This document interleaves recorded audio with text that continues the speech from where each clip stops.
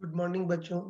देखो पिछली क्लास में तो हमने रोटेशनल इक्विलिब्रियम के क्वेश्चन किए थे जिसमें ऑब्जेक्ट बेचारा फंसा हुआ था, रोटेट नहीं कर पा रहा था।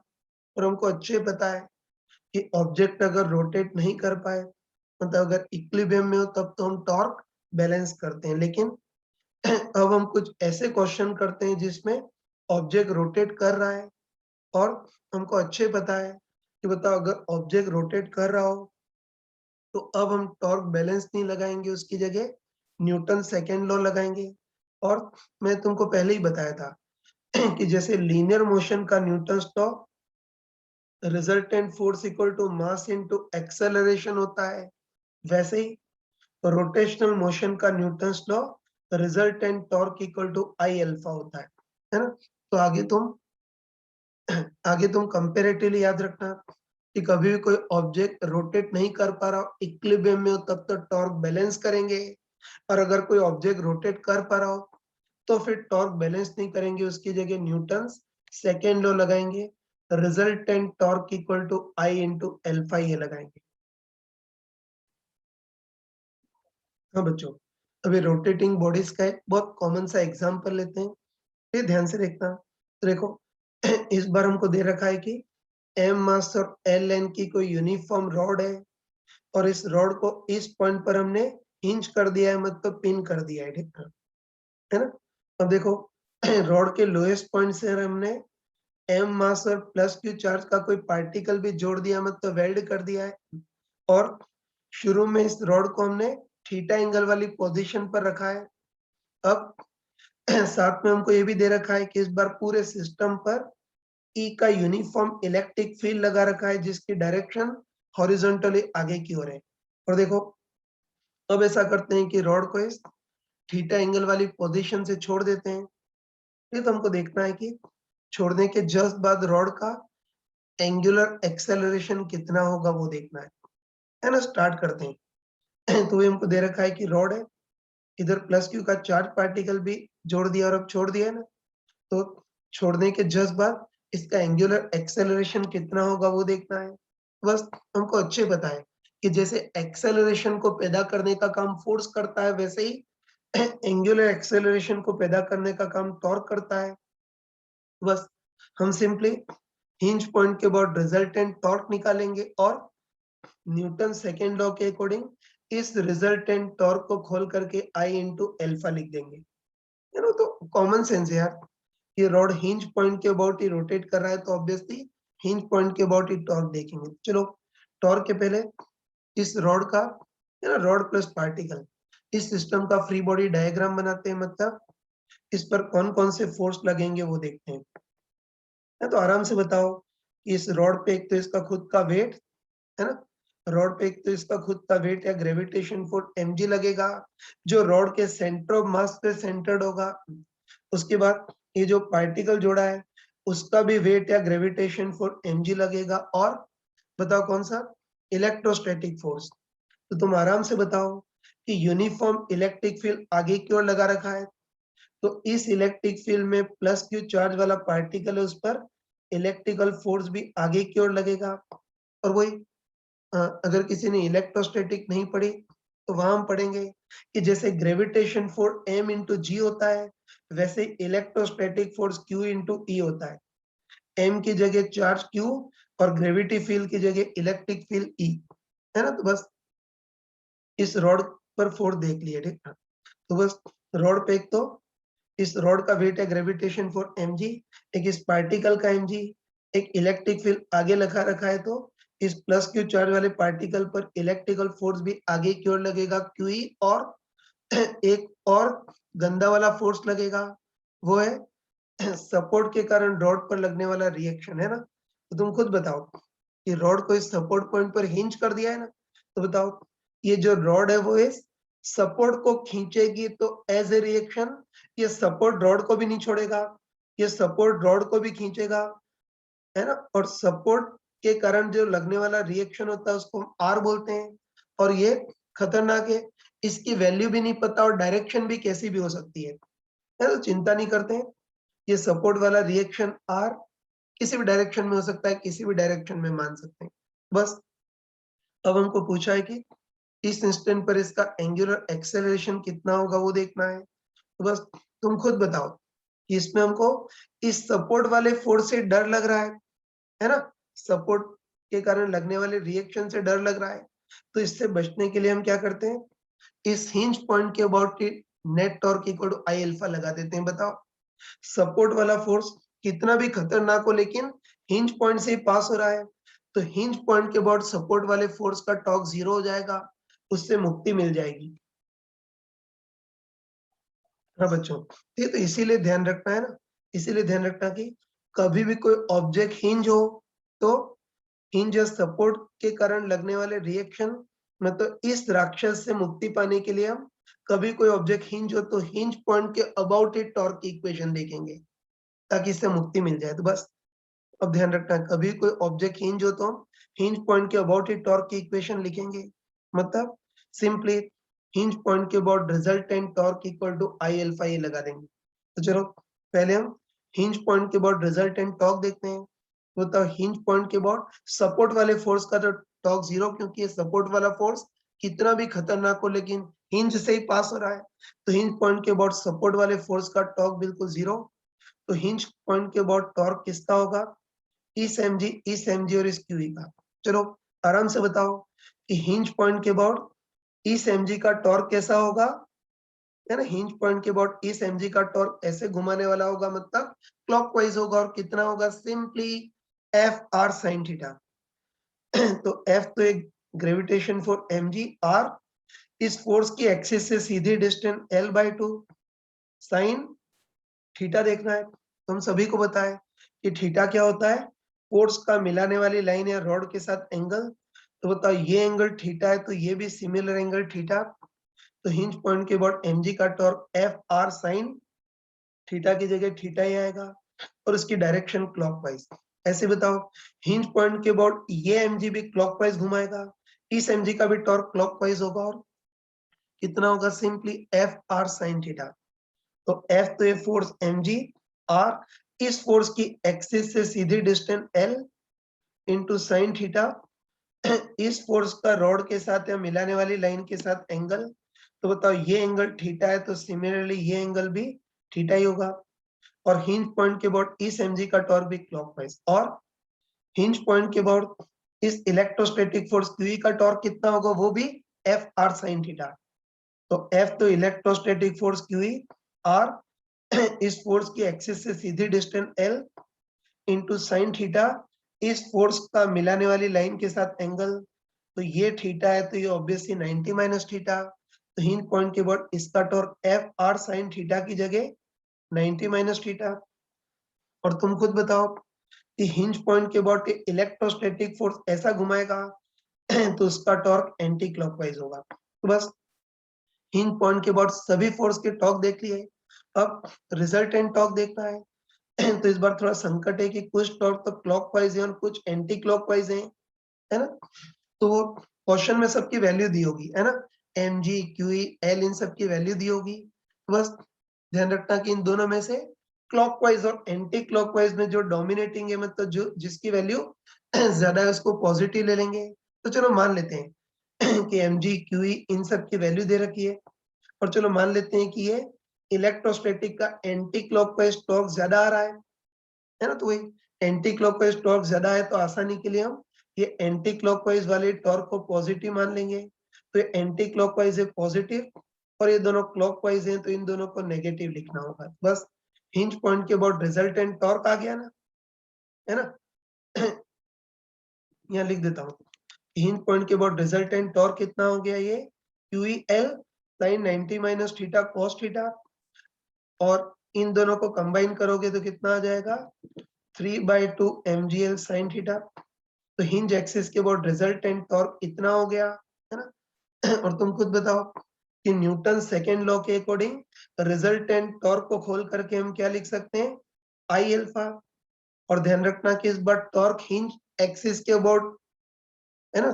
टॉर्क हिंज वाले एक्सिस के अबाउट हमने निकाला है, तो इस बार मोमेंट ऑफ इनर्शिया भी हिंज वाले एक्सिस के अबाउट लिखेंगे। तो बस आई को इधर ट्रांसफर करेंगे तो अल्फा कितना आ जाएगा, QEL cos theta minus 3/2 mgl sin theta open IH, जब IH क्या होगा, इस हिंज किए गए एक्सिस के अबाउट पूरे सिस्टम का टोटल मोमेंट ऑफ इनर्शिया। तो इस हिंज किए गए एक्सिस के अबाउट इस पतली सी रॉड का तो मोमेंट ऑफ इनर्शिया कितना होगा, ml²/3, और हिंज किए गए एक्सिस के अबाउट इस छोटे से पार्टिकल का moment of inertia m into distance l का स्क्वायर। तो इससे हम एंगुलर एक्सेलरेशन अल्फा निकाल सकते हैं। तो बच्चों अभी तो हमने रोटेशनल मोशन के न्यूटन्स लॉ का एक बहुत ऑर्डिनरी क्वेश्चन लिया था। अब हम रोटेशन मोशन के न्यूटन्स लॉ के कुछ मेन क्वेश्चन करते हैं। तो देखो इसमें भी रस्सी और पुली वाले क्वेश्चन आते हैं, लेकिन ये न्यूटन्स लॉ के क्वेश्चन से थोड़ा सा डिफरेंट होते हैं। तो चलो पहले इसका एक नॉर्मल एग्जांपल लेते हैं, ध्यान से देखना। तो देखो इस बार हमको दे रखा है कि स्मूथ हॉरिजॉन्टल सरफेस है, उसके ऊपर m मास का कोई ब्लॉक रखा है। तो देखो इस ब्लॉक के साथ हमने कोई रस्सी लगा दी है ना, हल्की मासलेस रस्सी लगा दी है। ये रस्सी किसी पुली से पास हो रही है और इससे m मास का एक और ब्लॉक लटका देते हैं, है ना। अब देखो अब हमको दे रखा है कि रस्सी जो है वो किसी पुली से पास हो रही है, और है ना, तुम अच्छे ध्यान रखना कि न्यूटन्स लॉ में तो हमने जितने भी क्वेश्चन किए थे उसमें तो हम मानते थे कि पुली बहुत हल्की है, मतलब मासलेस है, लेकिन रिजिड बॉडी में जो क्वेश्चन आते हैं उसमें हमको दिया होता है कि इस बार पुली हल्की या मासलेस नहीं है, भारी है। तो देखो हमको दे रखा है कि पुली का मास m, इसकी रेडियस कैपिटल R, और हमको दे रखा है कि जो पुली है वो यूनिफॉर्म डिस्क या सॉलिड सिलेंडर की फॉर्म में है। उसके बाद एक और डिफरेंस होता है यार, ये तो ध्यान रखना कि ये ध्यान रखना कि न्यूटन्स लॉ के जितने भी क्वेश्चन थे उसमें तो हम यही मानते थे कि पुली बिल्कुल फिक्स है और स्मूथ है, और धागा उसके ऊपर स्मूथली फिसल रहा है, ऐसा मानते थे। लेकिन ध्यान रखना कि जो रिजिड बॉडी के क्वेश्चन है उसमें, है ना, रिजिड बॉडी के जो क्वेश्चन है उसमें हमको दिया होता है कि ये धागा अपने साथ साथ पुली को भी घुमा रहा है। तो हमको दिया होता है कि इस बार ये धागा अपने साथ साथ पुली को भी घुमा रहा है, मतलब धागे के साथ साथ ये पुली भी घूम रही है, और ऐसी घूम रही है ताकि धागे और पुली के बीच स्लाइडिंग नहीं हो, है ना। तो ध्यान रखना तुम यार कि न्यूटन्स लॉ और रिजिड बॉडी के क्वेश्चन में मेनली दो डिफरेंस होता है। तो ध्यान रखना कि न्यूटन्स लॉ के जितने भी क्वेश्चन थे उसमें मानते थे कि पुली बहुत हल्की, मतलब ऑलमोस्ट मासलेस है, लेकिन रिजिड बॉडी का जो क्वेश्चन होते हैं उसमें पुली भारी होती है। और सबसे मेन डिफरेंस ये है कि न्यूटन्स लॉ के जितने भी क्वेश्चन होते हैं उसमें हम बाय डिफॉल्ट ये दिया होता है कि पुली फिक्स है, स्मूथ है, और धागा उसके ऊपर स्मूथली फिसल रहा है ना। न्यूटन्स लॉ के क्वेश्चन में पुली घूमती नहीं थी, फिक्स होती थी और धागा स्मूथली फिसल रहा होता है। लेकिन रिजिड बॉडी के क्वेश्चन में हमको क्लियरली दिया होता है कि इस बार धागा अपने साथ साथ पुली को भी घुमा रहा है, मतलब धागे के साथ साथ पुली भी घूम रही है, और ऐसी घूम रही है ताकि धागे और पुली की भी स्लाइडिंग नहीं हो रही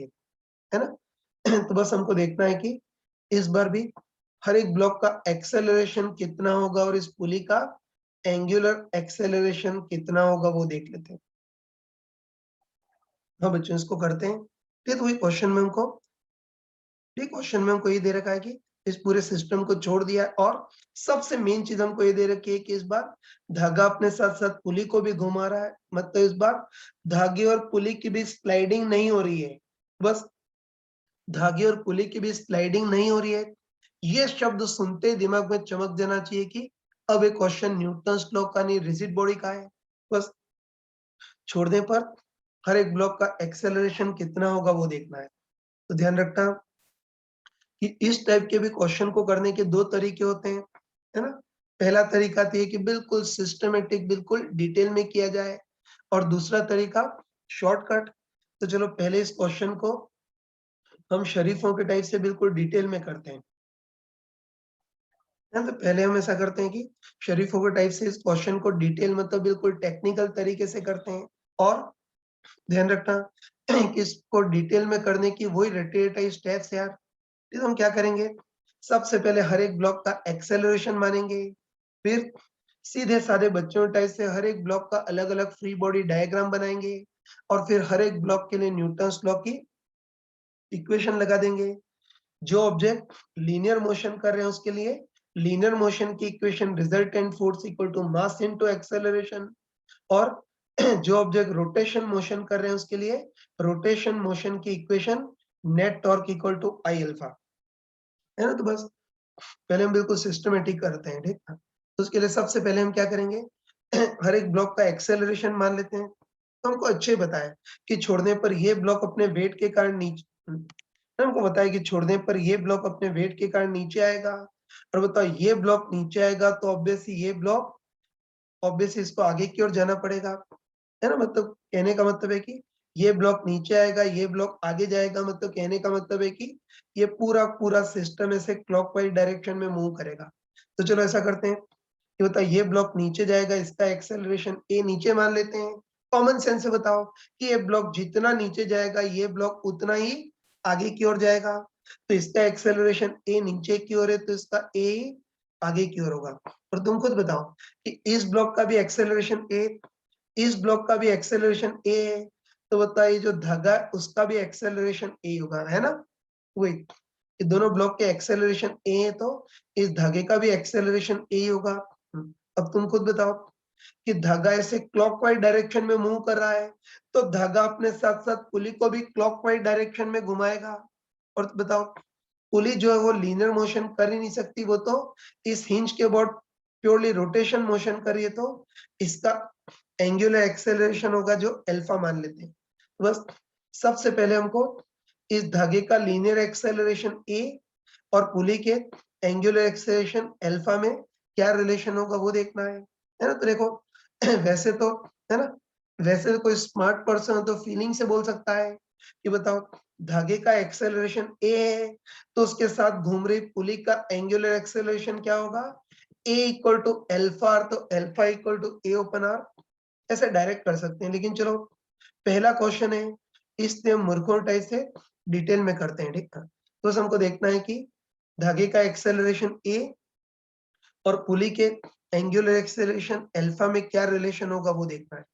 ये तो देखो उसके लिए हम इस कंडीशन का यूज करेंगे। हमको दे रखा है कि धागा अपने साथ साथ पुली को भी घुमा रहा है, और ऐसे घुमा रहा है ताकि धागे और पुली की भी स्लाइडिंग नहीं हो रही है। तो उसके लिए हम क्या करते हैं कि धागे को कंसीडर करते हैं और उसके कांटेक्ट में पुली के पेरीफेरी वाला जो पॉइंट है उसको कंसीडर करते हैं, ठीक है। चलो पहले धागे का एक्सेलरेशन तो हम देख चुके हैं कि इस ब्लॉक का भी एक्सेलरेशन ए, इस ब्लॉक का भी एक्सेलरेशन ए है, तो ऑब्वियसली इस धागे का भी एक्सेलरेशन ए होगा। और चलो अब उसके कांटेक्ट में, है ना, उसके कांटेक्ट में पुली का जो पेरीफेरी वाला पॉइंट है उसका एक्सेलरेशन देखना है। तो बताओ पुली तो प्योरली रोटेट कर रही है, तो पुली का एंगुलर एक्सेलरेशन अल्फा है, तो बताओ पेरीफेरी वाले पॉइंट का लीनियर एक्सेलरेशन कितना होगा, A equal to alpha are, है ना। बस आराम से बताओ, है ना। हमको क्वेश्चन में क्लियरली दे रखा है कि इस बार धागे और पुली की भी स्लाइडिंग नहीं हो रही है, तो स्लाइडिंग को रोकने के लिए धागे का एक्सेलरेशन और उसके कांटेक्ट में पुली के पेरीफेरी वाले पॉइंट का एक्सेलरेशन एग्जैक्टली सेम होना चाहिए। तुम खुद बताओ कि धागे का एक्सेलरेशन ज्यादा हो गया तो पुली के रिस्पेक्ट में धागा आगे की ओर फिसल जाएगा। अगर पुली का, है ना, पुली के पेरीफेरी वाले पॉइंट का एक्सेलरेशन ज्यादा हो गया तो धागा पीछे रह जाएगा, पुली आगे बढ़ जाएगी। बाकी इस बार हमको दे रखा है, इस बार धागे और पुली की भी स्लाइडिंग बिल्कुल नहीं हो रही है, तो उसके लिए धागे का एक्सेलरेशन और उसके कांटेक्ट में पुली के पेरीफेरी वाले पॉइंट का एक्सेलरेशन एग्जैक्टली बराबर होना चाहिए।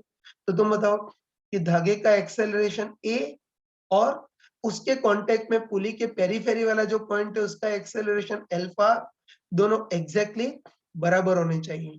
बस relation a equal to alpha R आ गया या alpha equal to A upon R आ गया, है ना। लेकिन तुम अच्छे ध्यान रखना, है ना, तुम अच्छे ध्यान रखना कि अभी तो हमने मूर्खों टाइप से, है ना, अभी तो हमने मूर्खों टाइप से ए और अल्फा में रिलेशन इतना डिटेल में निकाला, लेकिन ध्यान रखना तुम कि आगे बेवकूटाई से इतना डिटेल में सोचने का टाइम नहीं है ना। तो आगे, है ना, आगे तुम डायरेक्ट याद रखना कि कभी भी धागे का एक्सेलरेशन ए हो तो उसके साथ घूम रही पुली का एंगुलर एक्सेलरेशन कितना होगा, ए इक्वल टू अल्फा, तो alpha equal to A upon R, that's all. पीछे की कहानी अपने दिमाग में चल जानी चाहिए।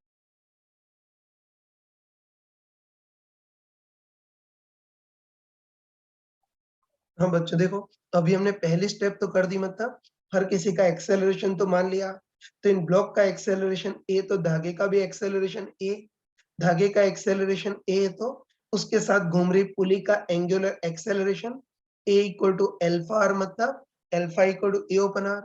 तो ये एक्सेलरेशन मान लिया, ठीक है। अब अगली स्टेप पे हम क्या करेंगे, बिल्कुल सीधे साधे बच्चे टाइप से हर एक ब्लॉक का अलग अलग फ्री बॉडी डायग्राम बनाएंगे और हर एक ब्लॉक के लिए अलग अलग न्यूटन्स लॉ की इक्वेशन लिखेंगे। लेकिन है ना, लेकिन ध्यान रखना कि फ्री बॉडी डायग्राम बनाने के लिए सबसे पहले हमको देखना होगा कि इस बार इस रस्सी और इस रस्सी में टेंशन सेम होगी या अलग अलग होगी, वो देखना है। देखो कोई है ना, कोई स्मार्ट पर्सन हो तो लॉजिकली सोच सकता है, एक बताओ, है ना, न्यूटन्स लॉ में हमने जितने भी क्वेश्चन किए थे उसमें पुली बहुत हल्की, मतलब मासलेस थी, फिक्स थी, और धागा उसके ऊपर स्मूथली गुजर रहा था।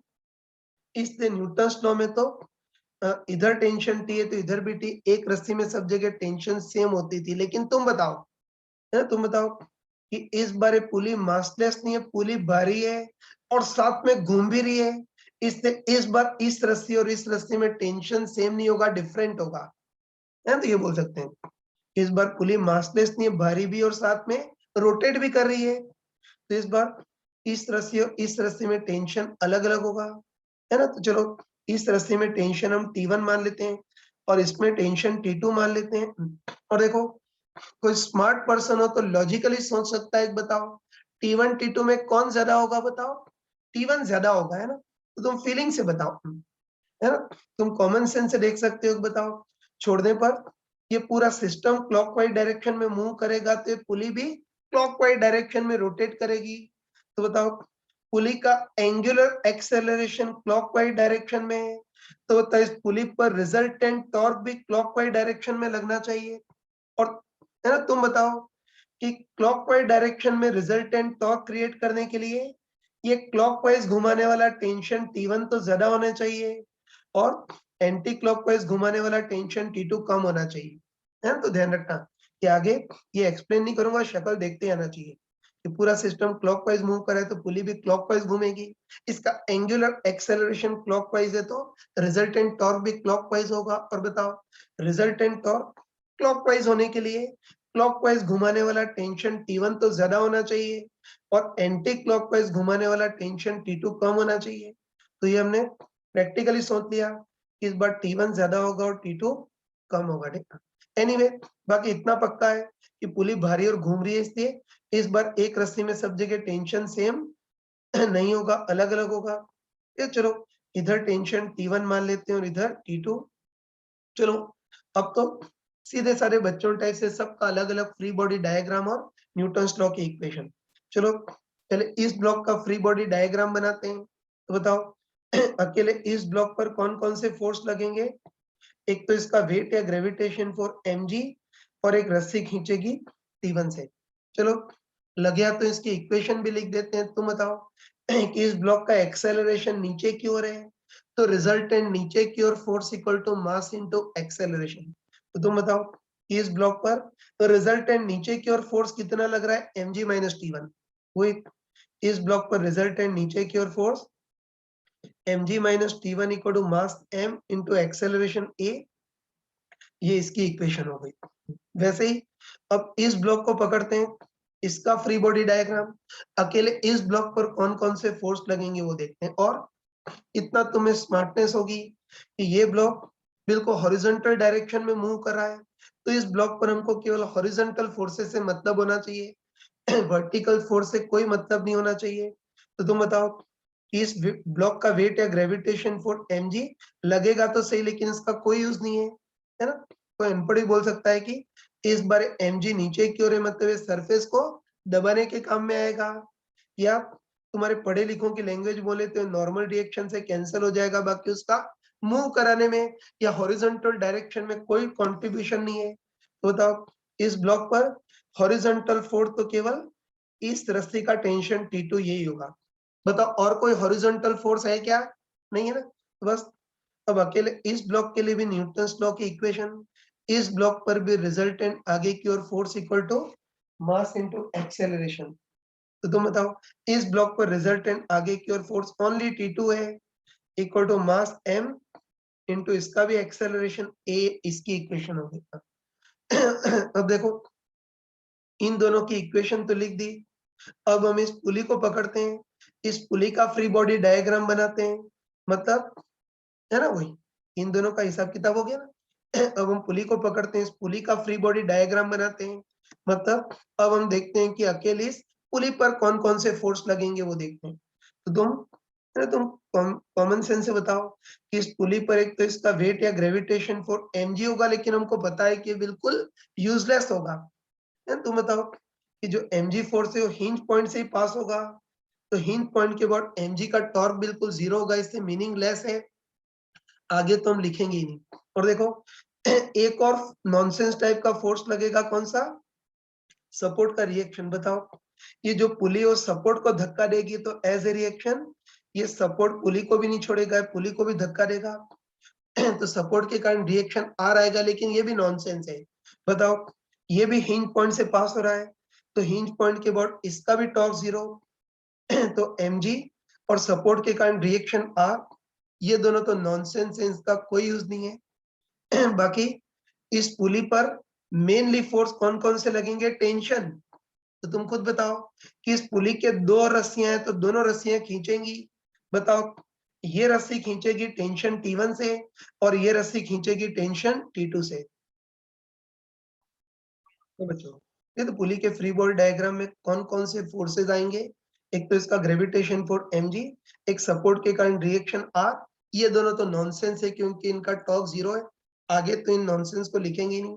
बाकी मेनली फोर्स टेंशन, तो ये वाली रस्सी खींचेगी T1 से और ये रस्सी खींचेगी T2 से। तो बस तुम आराम से बताओ कि जो पुली है वो हिंज है ना यार, तो आराम से बताओ कि पुली लीनियर मोशन तो कर ही नहीं सकती, ये हिंज पॉइंट के बाद प्योरली रोटेशन मोशन कर रही है, तो इसके लिए रोटेशन मोशन की इक्वेशन लगाएंगे, मतलब इस पुली पर हिंज पॉइंट के बाद resultant torque equal to I alpha, है ना। तो ध्यान रखना कि ये दोनों ब्लॉक लीनियर मोशन कर रहे थे, तो लीनियर मोशन की इक्वेशन, और पुली प्योरली रोटेट कर रही है तो इसके लिए रोटेशन मोशन की इक्वेशन, मतलब ओनली इस पुली पर हिंज पॉइंट के बाद resultant torque equal to I alpha.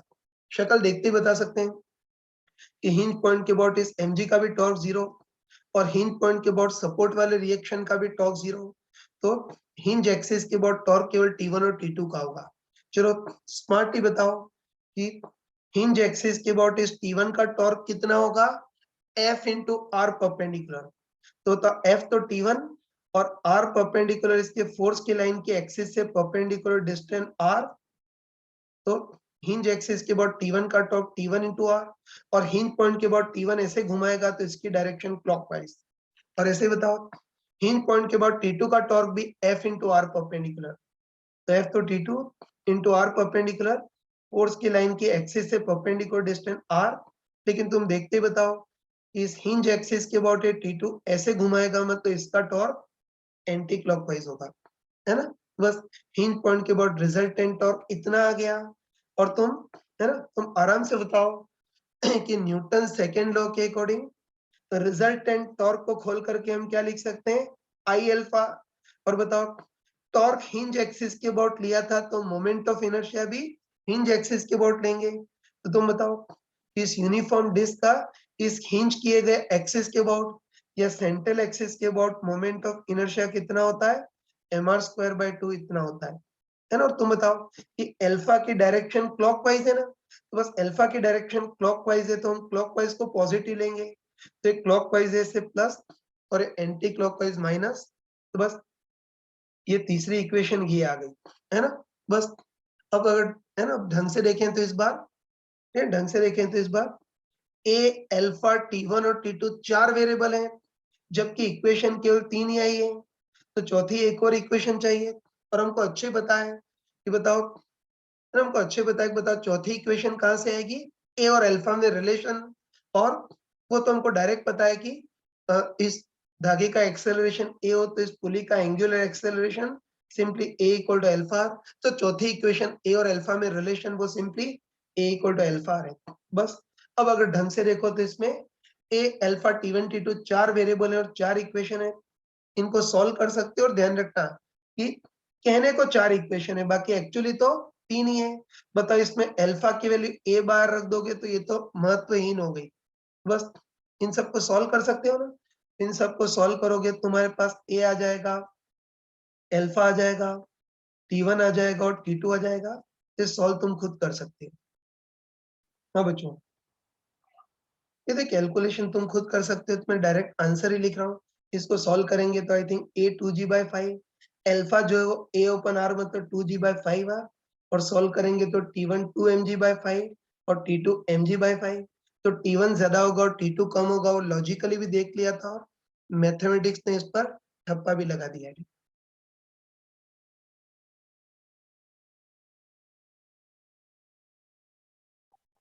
हाँ बच्चों देखो, अभी तो इस क्वेश्चन को हमने शरीफों के टाइप से डिटेल में किया, लेकिन ध्यान रखना कि अब अगर ऐसे चिल्लर टाइप के क्वेश्चन आए तो इतना डिटेल में करने की जरूरत नहीं है। अब इसको हम चालाकी से करते हैं, मतलब थोड़ा शॉर्टकट से करते हैं। नहीं तो सेम वही केस है कि दोनों ब्लॉक को धागे से जोड़ दिया है, धागे के साथ साथ पुली भी घूम रही है और ऐसी घूम रही है ताकि धागे और पुली के बीच स्लाइडिंग नहीं हो रही है। तो हमको देखना है कि छोड़ने पर हर एक ब्लॉक का एक्सेलरेशन कितना होगा वो देखना है ना। तो चलो तुम फीलिंग से बताओ, है ना, तुम फीलिंग से बताओ कि एक्सेलरेशन निकालने में प्रॉब्लम कौन क्रिएट कर रहा है। ये टेंशन T1 और T2 यही प्रॉब्लम क्रिएट कर रहे हैं। तुम बताओ, टेंशन के कारण इक्वेशन बहुत कॉम्प्लिकेटेड हो रही थी ना। बस इस बार टेंशन ही प्रॉब्लम क्रिएट कर रहे हैं, तो इस बार हम टेंशन को छुपाना चाहते हैं। और है ना, और न्यूटन्स लॉ में मैंने तुमको चमका कर बताया था कि बताओ टेंशन को छुपाने के लिए हम क्या करते हैं, पुली ब्लॉक और इस ब्लॉक सबको एक साथ कंसीडर करते हैं, मतलब सबको एक सिस्टम के टाइप से मान लेते हैं, है ना। तो ये चीज मैंने न्यूटन्स लॉ में ही बताई थी। तो हम क्लियरली बोल सकते हैं कि इस बार टेंशन ही प्रॉब्लम क्रिएट कर रही है, उसको छुपाना चाहते हैं। तो टेंशन को छुपाने के लिए हम इस ब्लॉक पुली और इस ब्लॉक सबको एक साथ कंसीडर करते हैं, मतलब सबको एक सिस्टम के टाइप से मान लेते हैं। और न्यूटन्स लॉ में, है ना, न्यूटन्स लॉ मैंने तुमको चमका कर बताया था कि अगर सबको एक साथ कंसीडर करें, एक सिस्टम के टाइप से मान लें, तो अब ये टेंशन होते भी छुप जाएगी, है। तुमको बताया कि सबको एक साथ कंसीडर करने से क्या फायदा होगा, टेंशन होते भी छुप जाएगी। तो बस अब हम पूरे सिस्टम पर केवल एक्सटर्नल फोर्स देखेंगे, है ना। तो आराम से बताओ कि इस पूरे सिस्टम पर एक्सटर्नल फोर्स कौन कौन से लगेंगे। एक तो इस पुली का वेट है ग्रेविटेशन फोर्स mg, जो हमको पता है कि बिल्कुल यूजलेस है ना। हिंज के अबाउट इसका टॉर्क 0 होगा तो इसका कोई महत्व नहीं है। ऐसे ही बताओ, सपोर्ट के कारण रिएक्शन आर आएगा, ये भी नॉनसेंस है। हिंज पॉइंट के अबाउट इसका भी टॉर्क 0 है। तो आगे इन दोनों नॉनसेंस को रिप्रेजेंट करने की जरूरत नहीं है। ऐसे बताओ कि इस ब्लॉक का mg ये भी लगेगा, लेकिन हमको कॉमन सेंस से पता है ना, कोई अनपढ़ भी बोल सकता है कि इस ब्लॉक का वेट या ग्रेविटेशन फोर्स जो mg है वो तो, है ना, जमीन को दबाने के काम में आएगा। या पढ़े लिखों की लैंग्वेज में बोले तो नॉर्मल रिएक्शन से कैंसिल हो जाएगा, इसका भी घुमाने में कोई कंट्रीब्यूशन नहीं होगा, है ना, तो नॉर्मल रिएक्शन से कैंसिल हो जाएगा। तो बताओ मेनली एक्सटर्नल फोर्स कौन सा होगा, इस ब्लॉक का वेट या ग्रेविटेशन फोर्स mg, है ना। बस ये ध्यान रखना है कि टेंशन को छुपाने के लिए सबको एक साथ कंसीडर कर लिया। एक साथ कंसीडर करेंगे तो फायदा ये होगा कि टेंशन होते भी छुप जाएगी। तो बस अब पूरे सिस्टम पर एक्सटर्नल फोर्स कौन कौन से होंगे, पुली का वेट mg, सपोर्ट का रिएक्शन r, है ना, ये दोनों नॉनसेंस है। इस ब्लॉक का भी जो वेट mg और नॉर्मल रिएक्शन से कैंसिल हो जाएगा, तो इसका भी कोई महत्व नहीं है। तो बस मेनली फोर्स कौन सा होगा, इस ब्लॉक का वेट या ग्रेविटेशन फोर्स mg होगा। और बताओ एक साल लिया तो टेंशन की तो बात ही नहीं आती, टेंशन तो होते हुए भी छुप गई है। बस आराम से बताओ, है ना, आराम से बताओ कि इस बार ब्लॉक पुलिस सबको एक साथ कंसीडर किया, मतलब एक सिस्टम के टाइप से माना है। तो इस बार हम हिंज पॉइंट के अबाउट पूरे सिस्टम की इक्वेशन लिखेंगे। पहले ओनली पुली की लिखते थे ना, लेकिन इस बार सबको एक साथ कंसीडर किया है। तो इस बार हम हिंज पॉइंट के अबाउट पूरे सिस्टम की इक्वेशन लिखेंगे, मतलब हिंज एक्सिस के अबाउट पूरे सिस्टम पर resultant torque equal to I total into alpha. तो बस सबको एक साथ कंसीडर किया है, तो हम हिंज पॉइंट के बाद पूरे सिस्टम पर रिजल्टेंट टॉर्क देखेंगे। तो चलो आराम से बताओ कि हिंज पॉइंट के बाद इस mg का टॉर्क 0, हिंज पॉइंट के बाद सपोर्ट वाले रिएक्शन का टॉर्क 0, फिर इस mg का तो कोई महत्व है ही नहीं, वो तो नॉर्मल रिएक्शन से कैंसिल हो जाएगा। और बताओ टेंशन की तो बात ही नहीं आती है, क्योंकि एक साल लेने पे टेंशन होते भी छुप गई है। तो तुम फीलिंग से बताओ कि हिंज पॉइंट के बाद अल्टीमेटली टॉर्क किसका आएगा, केवल इसी mg का, और तो किसी का नहीं हो सकता ना। बोल सकते हैं कि हिंज पॉइंट के बाद अल्टीमेटली टॉर्क किसका आएगा, केवल इस mg का। और बताओ हिंज पॉइंट के बाद इस mg का टॉर्क कितना होगा, F इंटू आर परपेंडिकुलर। तो बताओ F तो mg और आर परपेंडिकुलर फोर्स के लाइन की एक्सिस से परपेंडिकुलर डिस्टेंस कितनी होगी, कैपिटल आर। डायरेक्शन तो ये क्लॉकवाइज ही होगी, ठीक है। बस इसी का है ना, तो बस बोल सकते हैं कि पूरे सिस्टम को एक साथ ले तो हिंज पॉइंट के बाद अल्टीमेटली टॉर्क केवल इसी mg का आएगा, और F इंटू आर परपेंडिकुलर मतलब mg इंटू आर। और तुम आराम से बताओ, है ना, आराम से बताओ कि न्यूटन सेकेंड लॉ के अकॉर्डिंग रिजल्टेंट टॉर्क को खोल करके हम क्या लिख सकते हैं, आई अल्फा नहीं लिखेंगे इस बार, आई टोटल इंटू अल्फा लिखेंगे। तो बताओ सबको एक साथ कंसीडर किया है, एक सिस्टम माना है, तो इस बार नेट टॉर्क को खोल करके हम आई इंटू अल्फा नहीं, आई टोटल इंटू अल्फा लिखेंगे, जहां आई टोटल हिंज एक्सिस के अबाउट पूरे सिस्टम का टोटल मोमेंट ऑफ इनर्शिया। और ये तो लिख सकते हैं कि अल्फा क्लॉकवाइज है तो क्लॉकवाइज को पॉजिटिव, तो बस नेट टॉर्क को आई टोटल इंटू अल्फा लिखेंगे, जहां आई टोटल इस हिंज एक्सिस के अबाउट पूरे सिस्टम, ओनली पुली का नहीं, हिंज एक्सिस के अबाउट पूरे सिस्टम का टोटल मोमेंट ऑफ इनर्शिया। यहाँ लिख देता हूं मैं। तो चलो आई टोटल हिंज एक्सिस के बाद पूरे सिस्टम का टोटल मोमेंट ऑफ इनर्शिया, तो हिंज एक्सिस के बाद इस पुली का मोमेंट ऑफ इनर्शिया तो mr²/2। फिर हिंज एक्सिस के बाद इस ब्लॉक का मोमेंट ऑफ इनर्शिया देखना है। तो ध्यान रखना तुम कि शॉर्टकट में जो ऑब्जेक्ट लीनियर मोशन करते हैं उनका मोमेंट ऑफ इनर्शिया हम m इंटू आर परपेंडिकुलर का स्क्वायर लिखते हैं। ये कोई टेक्निकल किताबी चीज नहीं है, ठीक है, लेकिन ध्यान रखना इस शॉर्टकट में जो ऑब्जेक्ट लीनियर मोशन करते हैं उनका moment of inertia m into R perpendicular का स्क्वायर यूज करते हैं। तो इसका mass m into R perpendicular, इसके मोशन की लाइन की एक्सिस से परपेंडिकुलर डिस्टेंस r का स्क्वायर, और ऐसे ही हिंज पॉइंट के बाद इस ब्लॉक का मोमेंट ऑफ इनर्शिया, तो ये भी लीनियर मोशन कर रहा है, तो हिंज पॉइंट के बाद इसका भी moment of inertia m into R perpendicular, motion की लाइन की एक्सिस से परपेंडिकुलर डिस्टेंस r स्क्वायर। बस सॉल्व कर लोगे ना, तो इससे अल्फा निकाल सकते हो, ठीक है। तुम खुद बताओ कि इन सबको सॉल्व करेंगे तो आई टोटल कितना आ जाएगा, 2.5 आ जाएगा ना, मतलब 5/2 mr²। तो इसको सॉल्व करके एक लाइन में अपने पास अल्फा आ जाएगा, सॉल्व करेंगे तो अल्फा कितना आएगा, 2g/5r। ये एंगुलर एक्सेलरेशन अल्फा आ गया, है ना। बताओ पहले कितना डिटेल में किया था, लेकिन अभी एक लाइन में आ गया। और बस ये पुली का एंगुलर एक्सेलरेशन अल्फा आया ना, अब इस ब्लॉक का लीनियर एक्सेलरेशन देखना है। तो तुमको डायरेक्ट पता है कि पुली का एंगुलर एक्सेलरेशन अल्फा हो तो इन धागों का और ब्लॉक्स का लीनियर एक्सेलरेशन कितना हो जाएगा, simply a equal to alpha R. तो अल्फा तो 2g/5r इंटू आर, तो इससे लीनियर एक्सेलरेशन 2g/5। पहले गधों टाइप से इतना घिस कर किया था, लेकिन इस शॉर्टकट से बिल्कुल एक लाइन में हो जाएगा।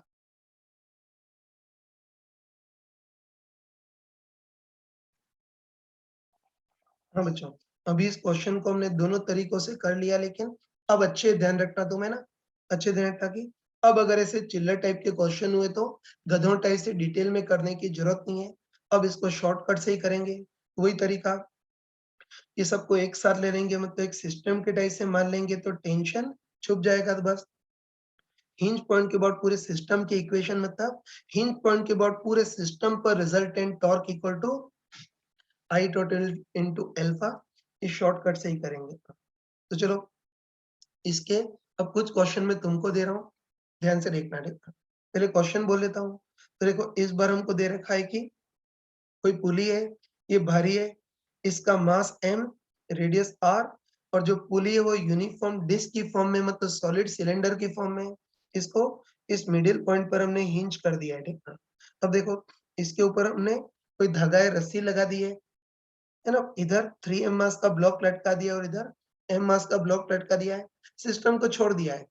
वो एक हमको कॉमन सेंस से पता है कि छोड़ने पर ये 3m मास का ब्लॉक ज्यादा भारी है, तो अपने वेट के कारण नीचे आएगा।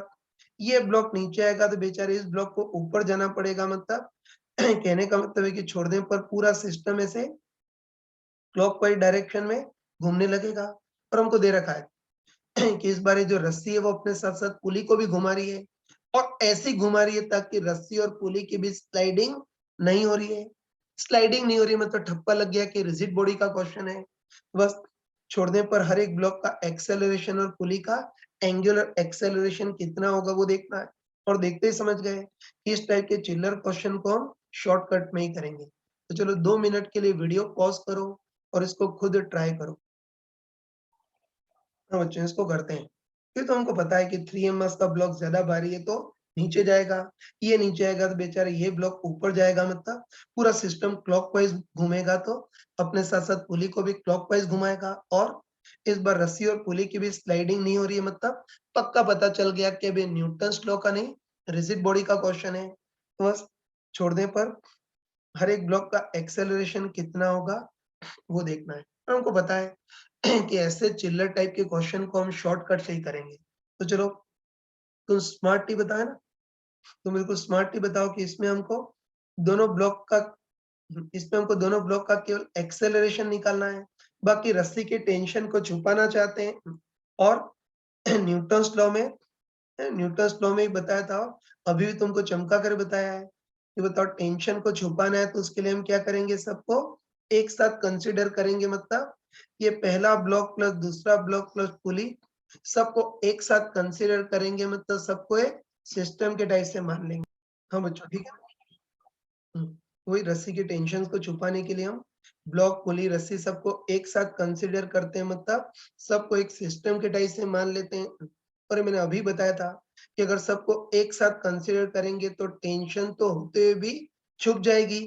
बस अब पूरे सिस्टम पर केवल एक्सटर्नल फोर्स कौन कौन से हैं वही देखेंगे। तो बस आराम से बताओ कि अब पूरे सिस्टम पर एक्सटर्नल फोर्स कौन कौन से होंगे।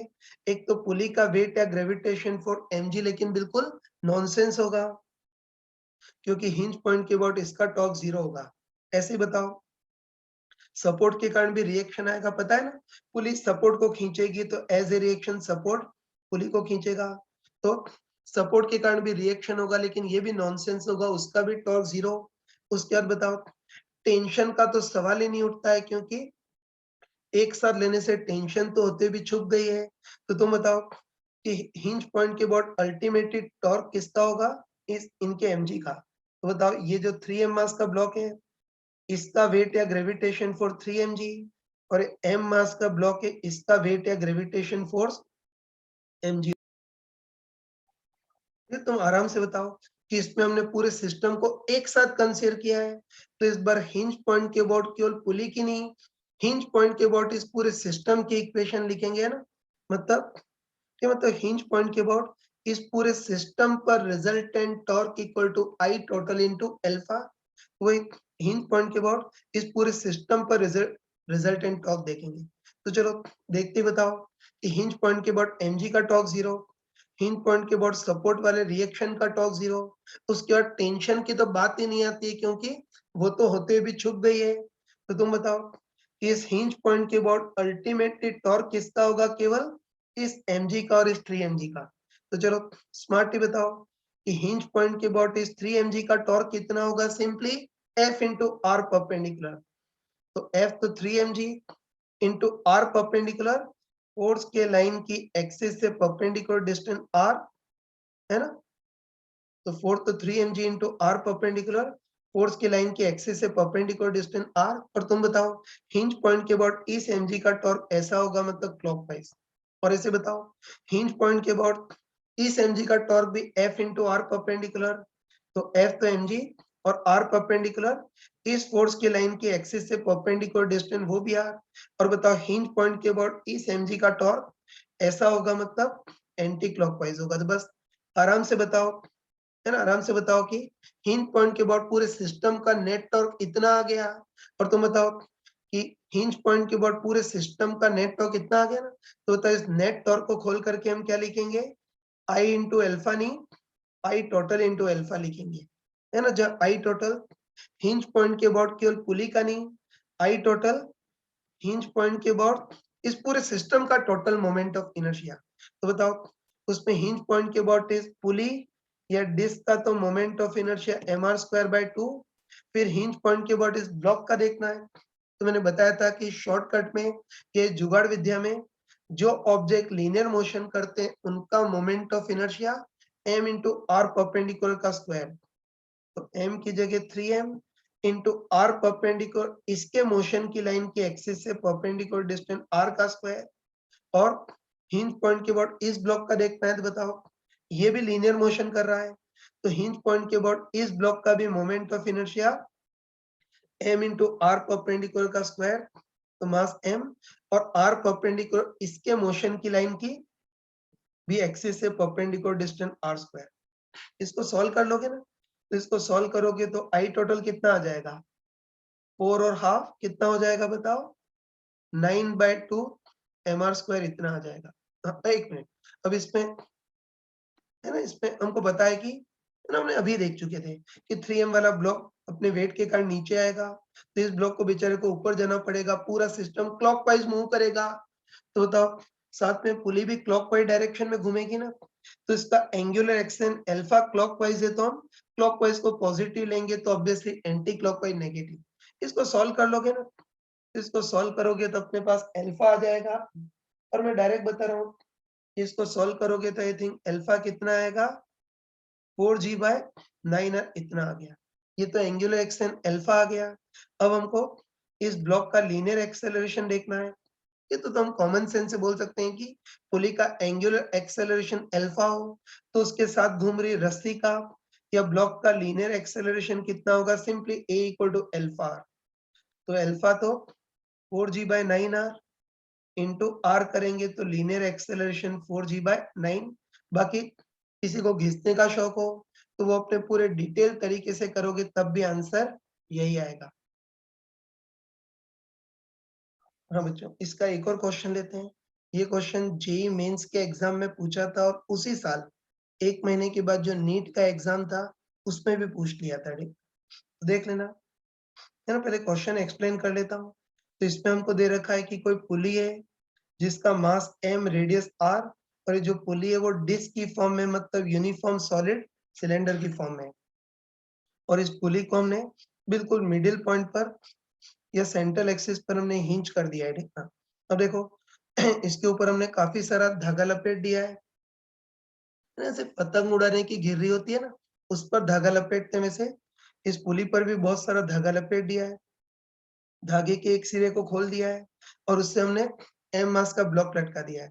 अब चलो इस पूरे सिस्टम को छोड़ दिया है, तो कॉमन सेंस से बोल सकते हैं कि छोड़ने पर ये ब्लॉक तो अपने वेट के कारण नीचे आएगा, और बताओ ये नीचे आएगा तो उसके कारण पुली ऐसे क्लॉकवाइज डायरेक्शन में घूमने लगेगी। तो बस, है ना। और इसमें हमको सबसे मेन चीज दे रखी है कि इस बार भी धागे और पुली के बीच स्लाइडिंग नहीं हो रही है, मतलब शब्द सुनते ही चमक गया कि क्वेश्चन रिजिड बॉडी का है। तो बस छोड़ने पर इस ब्लॉक का एक्सेलरेशन और पुली का एंगुलर एक्सेलरेशन कितना होगा वो देखना है। तो 2 मिनट के लिए वीडियो पॉज करो और इसको खुद ट्राई करो। तो बच्चों, मैं एक्सपेक्ट करता हूँ कि जो भी सिंसियर होगा उसने इसको कर लिया होगा। एक बार बता देता हूँ फिर भी, ठीक है। तो हमको दे रखा है कि इस पुली के ऊपर बहुत सारा धागा लपेट दिया है, एक सिरे को खोल करके एम मास का ब्लॉक लटका दिया है ना, सिस्टम को छोड़ दिया है, तो ब्लॉक तो अपने वेट के कारण नीचे आएगा और पुली ऐसे क्लॉकवाइज डायरेक्शन में घूमने लगेगी। तो बस ब्लॉक का एक्सेलरेशन और पुली का एंगुलर एक्सेलरेशन निकालना है। तो सबसे पहली चीज हमको दे रखी है कि रस्सी और पुली के बीच स्लाइडिंग नहीं हो रही है, मतलब ठप्पा लग गया कि क्वेश्चन रिजिड बॉडी का है। और हमको पता है कि ऐसे चिल्लर टाइप के क्वेश्चन को हम ज्यादा भाव नहीं देते हैं, इसको ज्यादा डिटेल में करने की जरूरत नहीं, वही अपने जुगाड़ या शॉर्टकट से ही करेंगे। बस यहाँ भी वही चीज है कि तुम स्मार्टली बताओ कि इस बार हमको इन ब्लॉक्स का केवल एक्सेलरेशन निकालना है, बाकी इस रस्सी को टेंशन को छुपाना है। और मैंने तुमको चमका कर बताया था कि बताओ टेंशन को छुपाने के लिए हम क्या करते हैं, सबको एक साथ कंसीडर करते हैं ना। तो टेंशन को छुपाने के लिए इस ब्लॉक, पुली, रस्सी सबको एक साथ कंसीडर करते हैं, मतलब सबको एक सिस्टम के टाइप से मान लेते हैं। और मुझे बोलने की जरूरत नहीं है कि सबको अगर एक साथ कंसीडर करेंगे तो रस्सी के टेंशन होते भी छुप जाएगी, या तुम्हारे पढ़े लिखों की लैंग्वेज में इंटरनल हो जाएगी, है ना। तो सबको एक साथ कंसीडर करेंगे तो टेंशन होते भी छुप जाएगी। बस अब पूरे सिस्टम पर केवल एक्सटर्नल फोर्स देखते हैं। तो आराम से बताओ कि पूरे सिस्टम पर एक्सटर्नल फोर्स कौन से होंगे। एक तो पुली का वेट या ग्रेविटेशन फोर्स mg, और हमको शक्ल से ही पता है कि हिंज पॉइंट के अबाउट इसका टॉर्क 0 होगा, इसलिए इसका कोई महत्व नहीं है आगे, तो इसको लिखने की भी जरूरत नहीं। एक और फोर्स, एक और नॉनसेंस फोर्स, सपोर्ट के कारण लगने वाला रिएक्शन, है ना। तो हमको पता है कि पुली सपोर्ट को खींचेगी तो एज ए रिएक्शन सपोर्ट पुली को भी खींचेगा, तो सपोर्ट के कारण लगने वाला रिएक्शन आर, ये भी मीनिंगलेस है ना। इसका भी टॉर्क 0 होगा। उसके बाद बताओ, टेंशन की तो बात ही नहीं आती है, क्योंकि एक साथ लेने पर टेंशन तो होते भी छुप गई है। और कौन सा एक्सटर्नल फोर्स होगा, इस ब्लॉक का वेट या ग्रेविटेशन फोर्स mg। तो बस आराम से बताओ कि इसमें पूरे सिस्टम को एक साथ कंसीडर किया है, तो इस बार हिंज पॉइंट के अबाउट पूरे सिस्टम की इक्वेशन लिखेंगे, मतलब हिंज पॉइंट के अबाउट पूरे सिस्टम पर resultant torque equal to I total into alpha, ये लगा देंगे। तो चलो हिंज पॉइंट के अबाउट पूरे सिस्टम का रिजल्टेंट टॉर्क देखते हैं। शक्ल देखते बताओ कि हिंज पॉइंट के अबाउट इस mg का टॉर्क 0, हिंज पॉइंट के अबाउट सपोर्ट के रिएक्शन का भी टॉर्क 0। उसके बाद टेंशन की तो बात ही नहीं आती है, क्योंकि टेंशन तो होते भी छुप गई है। तो बताओ इस बार हिंज पॉइंट के अबाउट अल्टीमेटली टॉर्क किसका आएगा, केवल इस mg का। और बताओ हिंज पॉइंट के अबाउट इस mg का टॉर्क कितना होगा, simply f into R perpendicular. तो f तो mg इंटू आर परपेंडिकुलर क्या होगा, इस फोर्स के लाइन की एक्सिस से परपेंडिकुलर डिस्टेंस कैपिटल आर, और ये हिंज पॉइंट के अबाउट mg क्लॉकवाइज घुमाएगा। और तुम आराम से बताओ कि न्यूटन सेकेंड लॉ के अकॉर्डिंग तो रिजल्टेंट टॉर्क को खोल करके हम क्या लिख देंगे, आई इंटू एल्फा नहीं लिखेंगे, आई टोटल इंटू एल्फा, जहाँ आई टोटल हिंज एक्सिस के अबाउट पूरे सिस्टम का टोटल मोमेंट ऑफ इनर्शिया। तो हिंज एक्सिस के अबाउट इस सॉलिड सिलेंडर या पुली का मोमेंट ऑफ इनर्शिया तो mr²/2, और हिंज एक्सिस के अबाउट इस ब्लॉक का तो मैंने बताया था कि अपनी शॉर्टकट में, ये जुगाड़ विद्या में जो ऑब्जेक्ट लीनियर मोशन करते हैं उनका मोमेंट ऑफ इनर्शिया हम m इंटू आर परपेंडिकुलर का स्क्वायर लेते हैं। तो m इंटू आर परपेंडिकुलर इसके मोशन की लाइन के एक्सिस से परपेंडिकुलर डिस्टेंस आर स्क्वायर, तो ये 3/2 mr² ये हो गया। बस बताओ आई टोटल हम क्या लिख सकते हैं, 3/2 mr², है ना। और तुम बताओ इस बार पूरा सिस्टम क्लॉकवाइज मूव करेगा ना, तो बताओ एंगुलर एक्शन अल्फा क्लॉकवाइज है, तो क्लॉकवाइज कोई पॉजिटिव लेंगे, वो तो अंडरस्टूड है ना। बस इसको सॉल्व करेंगे तो तुम्हारे पास अल्फा आ जाएगा, है ना। कितना आ जाएगा, 2/3 ना, तो 2g/3r ये आ जाएगा। और बताओ अल्फा इतना आ गया, है ना। अल्फा पुली का एंगुलर एक्शन अल्फा इतना आ गया, तो है ना इसके साथ मूव करे धागे या ब्लॉक का linear acceleration a equal to alpha R, तो अल्फा तो 2g/3r इंटू आर करेंगे तो ये लीनियर एक्सेलरेशन 2g/3 आ जाएगा। तो ऐसे क्वेश्चन फटाफट कर सकते हैं इजीली। अब देखो एक नॉनसेंस टाइप की चीज देख लेना यार, एक मिनट। सबसे पहले तुम बताओ कि चालाकी से, मतलब शॉर्टकट से तो हमने एक्सेलरेशन निकाल लिया, सही है ना। कि सबको एक साथ लेकर के मतलब शॉर्टकट से तो एक्सेलरेशन निकाल लिया। अब अगर कोई पूछे कि इस रस्सी में टेंशन कितनी होगी, ये पूछे तो बताओ, टेंशन के लिए फिर किसी भी एक ब्लॉक का अलग से फ्री बॉडी डायग्राम बना देंगे। जैसे टेंशन पूछे तो इस एम मास के ब्लॉक का अलग से फ्री बॉडी डायग्राम बना देंगे। तो अकेले इस ब्लॉक को कंसीडर करें तो एक तो mg भी आएगा, और रस्सी खींचेगी t भी आएगा। एक्सेलरेशन नीचे की ओर है, तो रिजल्टेंट नीचे की ओर force equal to mass into acceleration. तो रिजल्टेंट नीचे की ओर force mg minus t equal to अकेले इस ब्लॉक का mass m into acceleration a, जहां a की वैल्यू हम क्या लिख सकते हैं, 2g/3। तो इससे तुम सॉल्व करोगे तो टेंशन आ जाएगी mg/3 इतनी आ जाएगी, ये टेंशन आ गई। अब देखो, अब है ना, कई बार हमको पूछता है कि इस सपोर्ट के कारण पुली पर जो रिएक्शन आएगा आर, उसकी वैल्यू कितनी होगी। वैसे हमको पता है कि सपोर्ट पर लगने वाला रिएक्शन बिल्कुल निकम्मा है, नॉनसेंस है, इसका टॉर्क भी 0 होगा, इसका वर्क डन भी 0 होगा, तो इसका कोई महत्व नहीं है, लेकिन कई मूर्ख लोग पूछ लेते हैं, ठीक ना? कि सपोर्ट पर लगने वाला रिएक्शन कितना होगा? तो ये चीज़ मैंने, है ना? ये चीज़ मैंने न्यूटन्स लॉ में बताई थी कि कभी भी सपोर्ट, है ना, कभी भी सपोर्ट के कारण लगने वाला रिएक्शन पूछे तो उसके लिए पुली का फ्री बॉडी डायग्राम बनाएंगे। तो बताओ अकेली पुली पर कौन कौन से फोर्स आएंगे? एक तो mg, उसके बाद पुली को ये वाली रस्सी खींचेगी टेंशन T से, और तीसरा फोर्स सपोर्ट का रिएक्शन। उनको फीलिंग से बताया कि पुली जो है वो सपोर्ट को नीचे की ओर खींचेगी, तो एज ए रिएक्शन सपोर्ट पुली को ऊपर की ओर खींचेगा।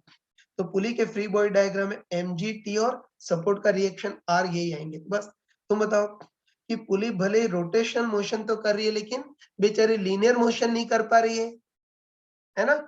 तो पुली रोटेट तो कर रही है, लेकिन लीनियर मोशन नहीं कर पा रही है। और बताओ लीनियर मोशन नहीं कर पा रही तो पुली का ए सेंट्रोमा 0 होगा।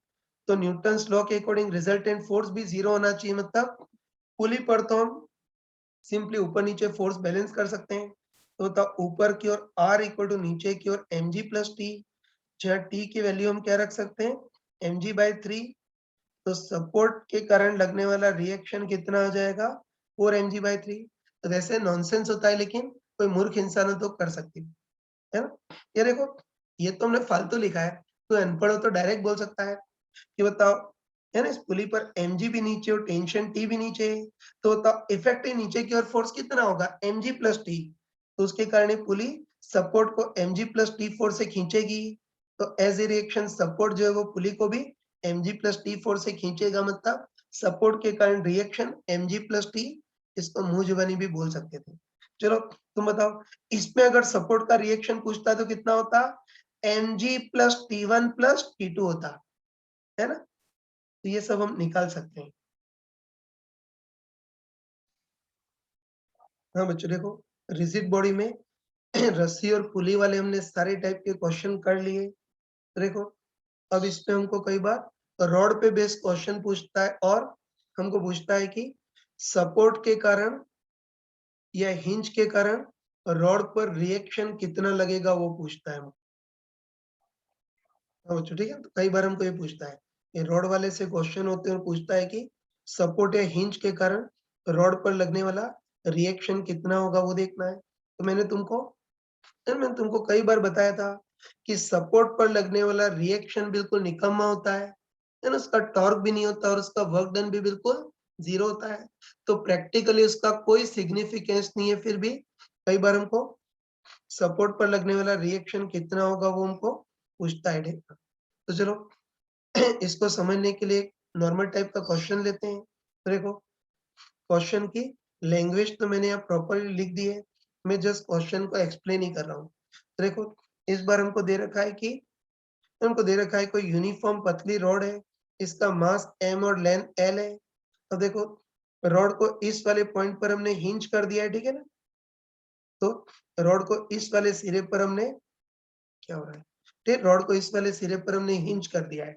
और देखो, अभी हमने रॉड को पकड़ कर रखा था, ताकि शुरू में रॉड अपनी हॉरिजॉन्टल पोजीशन पर थी, और चलो अब इस रॉड को हमने रेस्ट से रिलीज कर दिया है। नहीं तो हमको कॉमन सेंस से पता है, हाँ, ये हमको कॉमन सेंस से पता है कि रिलीज करेंगे तो बताओ अपने वेट के कारण रॉड घूमती हुई नीचे जाएगी ना, छोड़ेंगे तो रॉड घूमती नीचे आएगी।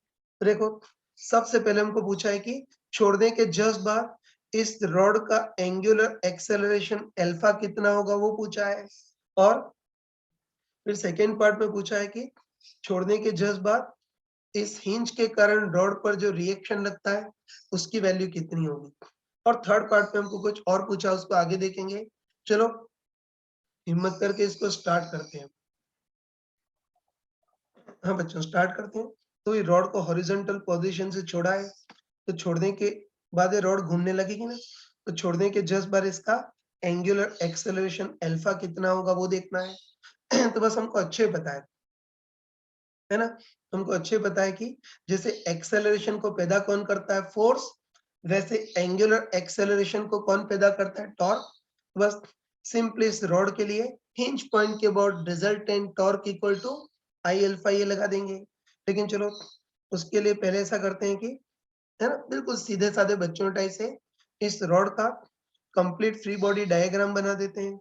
मतलब इस रॉड पर कौन कौन से फोर्स फील होंगे वो देखते हैं, ठीक है। तो चलो तुम आराम से बताओ, है ना, तुम आराम से बताओ कि एक तो इस रॉड का वेट या ग्रेविटेशन फॉर mg जो सब जगह लगेगा, इसलिए इसको सेंटर ऑफ मास पे सेंटर्ड मान सकते हैं। तो एक तो रॉड का वेट या ग्रेविटेशन फॉर mg जो सेंटर ऑफ मास पे सेंटर्ड होगा, और एक और वो निकम्मा फोर्स सपोर्ट का रिएक्शन, है ना। तो वो एक सपोर्ट, है ना, हमको अच्छे पता है कि रॉड को इधर हिंज कर दिया है ना, तो बताओ ये जो रॉड है वो हिंज पर फोर्स लगाएगी, तो एज ए रिएक्शन ये जो हिंज है वो रॉड पर भी फोर्स लगाएगा, और हिंज या सपोर्ट के कारण रॉड पर जो रिएक्शन लगेगा उसकी वैल्यू ऊपर भी हो सकती है, नीचे भी हो सकती है। तुम भगवान का नाम लेकर के कहीं भी मान सकते हो, फिर भी थोड़ा बहुत फीलिंग ऐसी आ रही है कि जो रॉड है वो सपोर्ट को नीचे की ओर धक्का देगा। थोड़ा बहुत ऐसा लग रहा है कि जो रॉड है वो सपोर्ट को नीचे की ओर धक्का देगा, तो एज ए रिएक्शन ये सपोर्ट या हिंज जो है वो रॉड को ऊपर की ओर धक्का देगी। तो सपोर्ट के कारण रिएक्शन आर, है ना। बस इस रॉड का फ्री बॉडी डायग्राम बनाएंगे तो कौन कौन से फोर्स आएंगे। एक तो ग्रेविटेशन फोर्स mg जो सेंटर ऑफ मास से पास होगा, और एक रॉड सपोर्ट को नीचे की ओर धक्का देगी, तो as a reaction support rod को ऊपर की ओर धक्का देगा, आर, है ना। तो इसका फ्री बॉडी डायग्राम बना दिया। तो बस इनिशियल इसका एंगुलर एक्सेलरेशन देखना है, बस उसके लिए टॉर्क की इक्वेशन लिखेंगे। और हमको अच्छे पता है ना, हमने देखा था कि कभी कोई ऑब्जेक्ट हिंज हो तब तो हिंज पॉइंट के अबाउट टॉर्क की इक्वेशन लिखेंगे। मतलब इस पूरी रॉड पर हिंज पॉइंट के about resultant torque equal to I alpha. चलो पहले इस हिंज पॉइंट के अबाउट रिजल्टेंट टॉर्क देखते हैं। तो तुम खुद बताओ कि हिंज पॉइंट के अबाउट सपोर्ट वाले रिएक्शन का तो टॉर्क बिल्कुल जीरो होगा, है ना। तुम खुद बताओ कि सपोर्ट के कारण लगने वाला रिएक्शन कितना भी खतरनाक हो, लेकिन हिंज से पॉइंट से ही पास हो रहा है, तो हिंज पॉइंट के अबाउट इस सपोर्ट वाले रिएक्शन का तो टॉर्क जीरो। इसीलिए बोला था कि निकम्मा है, किसी काम का नहीं है, ठीक है ना। तो हिंज पॉइंट के अबाउट सपोर्ट वाले रिएक्शन का टॉर्क जीरो होगा। तो बताओ हिंज पॉइंट के अबाउट टॉर्क किसका होगा, केवल mg का। और डायरेक्ट बताओ कि हिंज पॉइंट के अबाउट इस mg का torque simply f perpendicular into r। तो बताओ f परपेंडिकुलर तो mg इनटू r, इस फोर्स की एक्सिस से डिस्टेंस कितनी है, l/2। बस हिंज पॉइंट के अबाउट रिजल्टेंट टॉर्क इतना आ गया। और आराम से बताओ कि न्यूटन सेकेंड लॉ के अकॉर्डिंग रिजल्टेंट टॉर्क को खोल करके हम क्या लिख सकते हैं, आई अल्फा। और बताओ टॉर्क हिंज पॉइंट के अबाउट लिया है तो मोमेंट ऑफ इनर्शिया भी हिंज एक्सिस के अबाउट लेंगे। और हमको अच्छे पता है कि बताओ इस पत्ती से रॉड का इस सिरे के about moment of inertia simply ml²/3 होता है। तो इसको सॉल्व करके तुम अल्फा निकाल सकते हो ना। तो इसको सॉल्व करोगे तो अल्फा तुम्हारे पास आएगा, आई थिंक कितना आएगा, 3g/2 है। बस हम कंफर्म बोल सकते हैं कि रिलीज करने के जस्ट बाद इस रॉड का एंगुलर एक्सेलरेशन कितना होगा, 3g/2 है। तो छोड़ने के जस्ट बाद इसका एंगुलर एक्सेलरेशन इतना आ गया। फर्स्ट पार्ट कर लिया। और ध्यान रखना कि अगर कोई मेडिकल का बच्चा इस वीडियो को देख रहा है तो ध्यान रखना कि अपने मेडिकल में केवल फर्स्ट पार्ट तक ही मीनिंगफुल है। मेडिकल के बच्चों को ये सेकेंड और थर्ड पार्ट से कोई मतलब नहीं होना चाहिए, ठीक है। तो फर्स्ट पार्ट तो हमने कर लिया कि छोड़ने के जस्ट बाद इसका एंगुलर एक्सेलरेशन 3g/2l आ गया, है ना। अब चलो अब इसका सेकंड पार्ट करते हैं। तो सेकंड पार्ट में जिस राक्षस से बच करके चल रहे थे वही पूछा है। तो देखो सेकंड पार्ट में पूछा है कि रिलीज करने के जस्ट बाद सपोर्ट या हिंज के कारण रॉड पर रिएक्शन कितना आएगा, मतलब ये आर कितना होगा वो देखना है।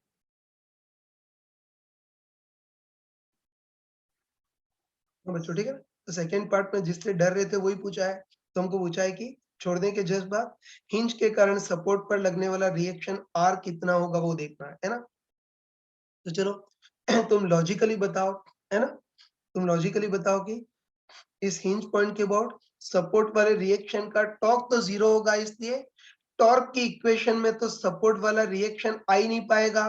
इसका टॉर्क जीरो होता है ना, तो इस सपोर्ट वाले फोर्स का टॉर्क जीरो होता है, इसलिए टॉर्क की इक्वेशन में तो सपोर्ट वाला रिएक्शन आएगा ही नहीं, है ना। लेकिन बताओ फोर्स की इक्वेशन में नहीं छुप पाएगा, है ना। तो ध्यान रखना कि सपोर्ट वाले फोर्स का टॉर्क जीरो होता है, इसलिए टॉर्क की इक्वेशन में तो सपोर्ट वाला रिएक्शन आएगा ही नहीं, लेकिन फोर्स की इक्वेशन में जरूर आएगा।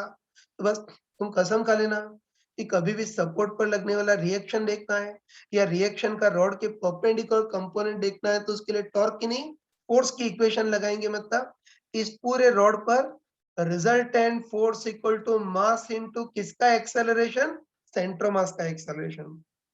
तो फोर्स की इक्वेशन में सपोर्ट वाला फोर्स ये राक्षस छुप नहीं पाएगा, ठीक ना। तो इसीलिए ध्यान रखना है ना।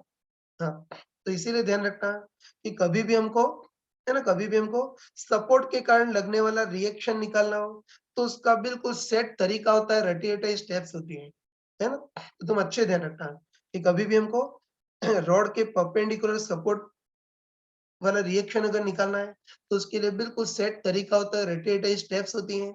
तो उसमें हम सबसे पहले क्या करते हैं, ये एंगुलर एक्सेलरेशन अल्फा निकालते हैं।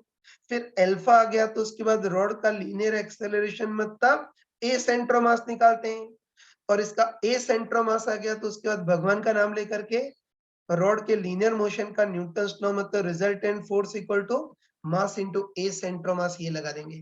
तो हम जब पढ़ते हैं तो हम सपोर्ट वाला रिएक्शन नहीं निकाल पा रहे थे, फिर तो उसका ये सेट तरीका होता है, पहले अल्फा निकालो, फिर ए सेंटर मास निकालो और फिर न्यूटन्स सेकेंड हो, resultant force equal to mass into A centre mass. Start करते हैं, है ना। तो सपोर्ट पर लगने वाला रिएक्शन निकालना है तो सबसे पहली स्टेप में हम अल्फा निकालते हैं। तो अल्फा तो हमने निकाल लिया था कि हिंज पॉइंट के बाद net torque equal to I alpha. तो इससे अल्फा 3g/2l ये अल्फा निकाल लिया, ठीक। अल्फा आ गया तो उसके बाद रॉड का लीनियर एक्सेलरेशन मतलब ए सेंटर मास निकालेंगे। तुम खुद बताओ यार, तुम खुद बताओ कि रॉड इस हिंज पॉइंट के बाद रोटेट कर रही है तो इसके हर एक पॉइंट का एक्सेलरेशन अलग अलग होगा। तो ऐसे केस में जो सेंटर मास का एक्सेलरेशन होगा वो पूरी रॉड के एक्सेलरेशन को रिप्रेजेंट करेगा। तो कसम मत भूलना कि सपोर्ट वाला रिएक्शन निकालना हो तो सबसे पहले अल्फा निकालेंगे और अल्फा आ गया तो उसके बाद इसके सेंटर मास का एक्सेलरेशन ए सेंटर मास निकालेंगे। तो तुम आराम से बताओ तुम आराम से बताओ कि रॉड इस पॉइंट के अबाउट प्योर सॉरी रॉड इस एक्सिस के अबाउट प्योरली रोटेशन मोशन कर रही है और हमको पता है कि रॉड प्योरली रोटेट कर रही है तो सेंटर मास का लीनियर एक्सेलरेशन कितना होगा, a इक्वल टू अल्फा या a centre mass equal to alpha into r centre mass कह सकते हैं ना। तो रोड रोटेशन मोशन कर रही है तो इसका linear acceleration a centre mass equal to alpha into r centre mass. तो अल्फा तो कितना है 3g/2l इनटू r सेंटर मास, इसके सेंटर मास की एक्सिस से डिस्टेंस l/2।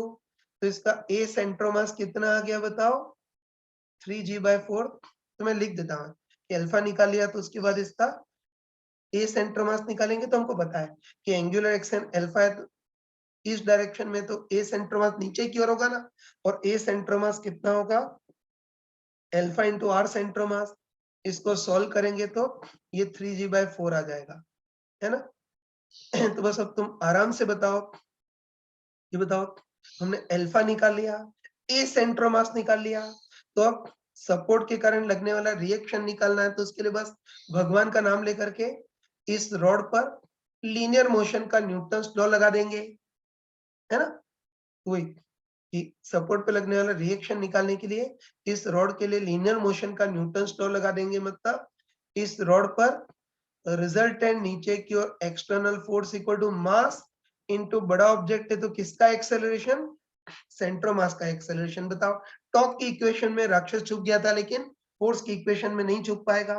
तो बस पहले अल्फा निकाल लिया, फिर ए सेंटर मास निकाल लिया और फिर भगवान का नाम लेकर के लीनियर मोशन का न्यूटन्स लॉ, रिजल्टेंट नीचे की ओर external force equal to mass into किसका एक्सेलरेशन, सेंटर मास का एक्सेलरेशन।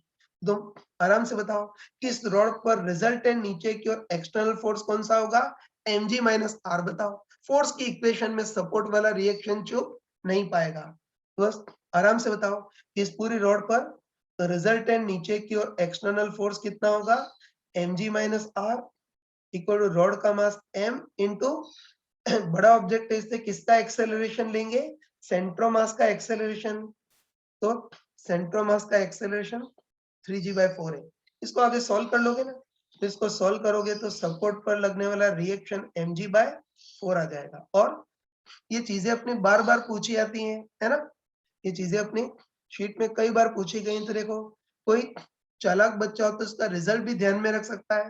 ये तो अच्छे ध्यान रखना कि कोई यूनिफॉर्म रॉड हो, सिरे पर हिंज कर दिया हो, तो उस केस में सेंट्रोमास पर लगने वाला फोर्स mg है, तो सपोर्ट का रिएक्शन इसका 1/4 होगा, मतलब mg/4 होगा। अब देखो मूर्ख लोग कैसे सोचते हो भी देख लेना है। तो देखो मूर्ख लोग है ना, बेवकूफ लोग इस तरह सोचते हैं कि बताओ इस रॉड का वेट या ग्रेविटेशन फोर्स mg नीचे की ओर लग रहा है, तो उसके कारण रॉड जो है वो सपोर्ट को mg फोर्स से धक्का देगी, तो as a reaction support rod को भी mg फोर्स से धक्का देगा, ऐसा सोचते हैं।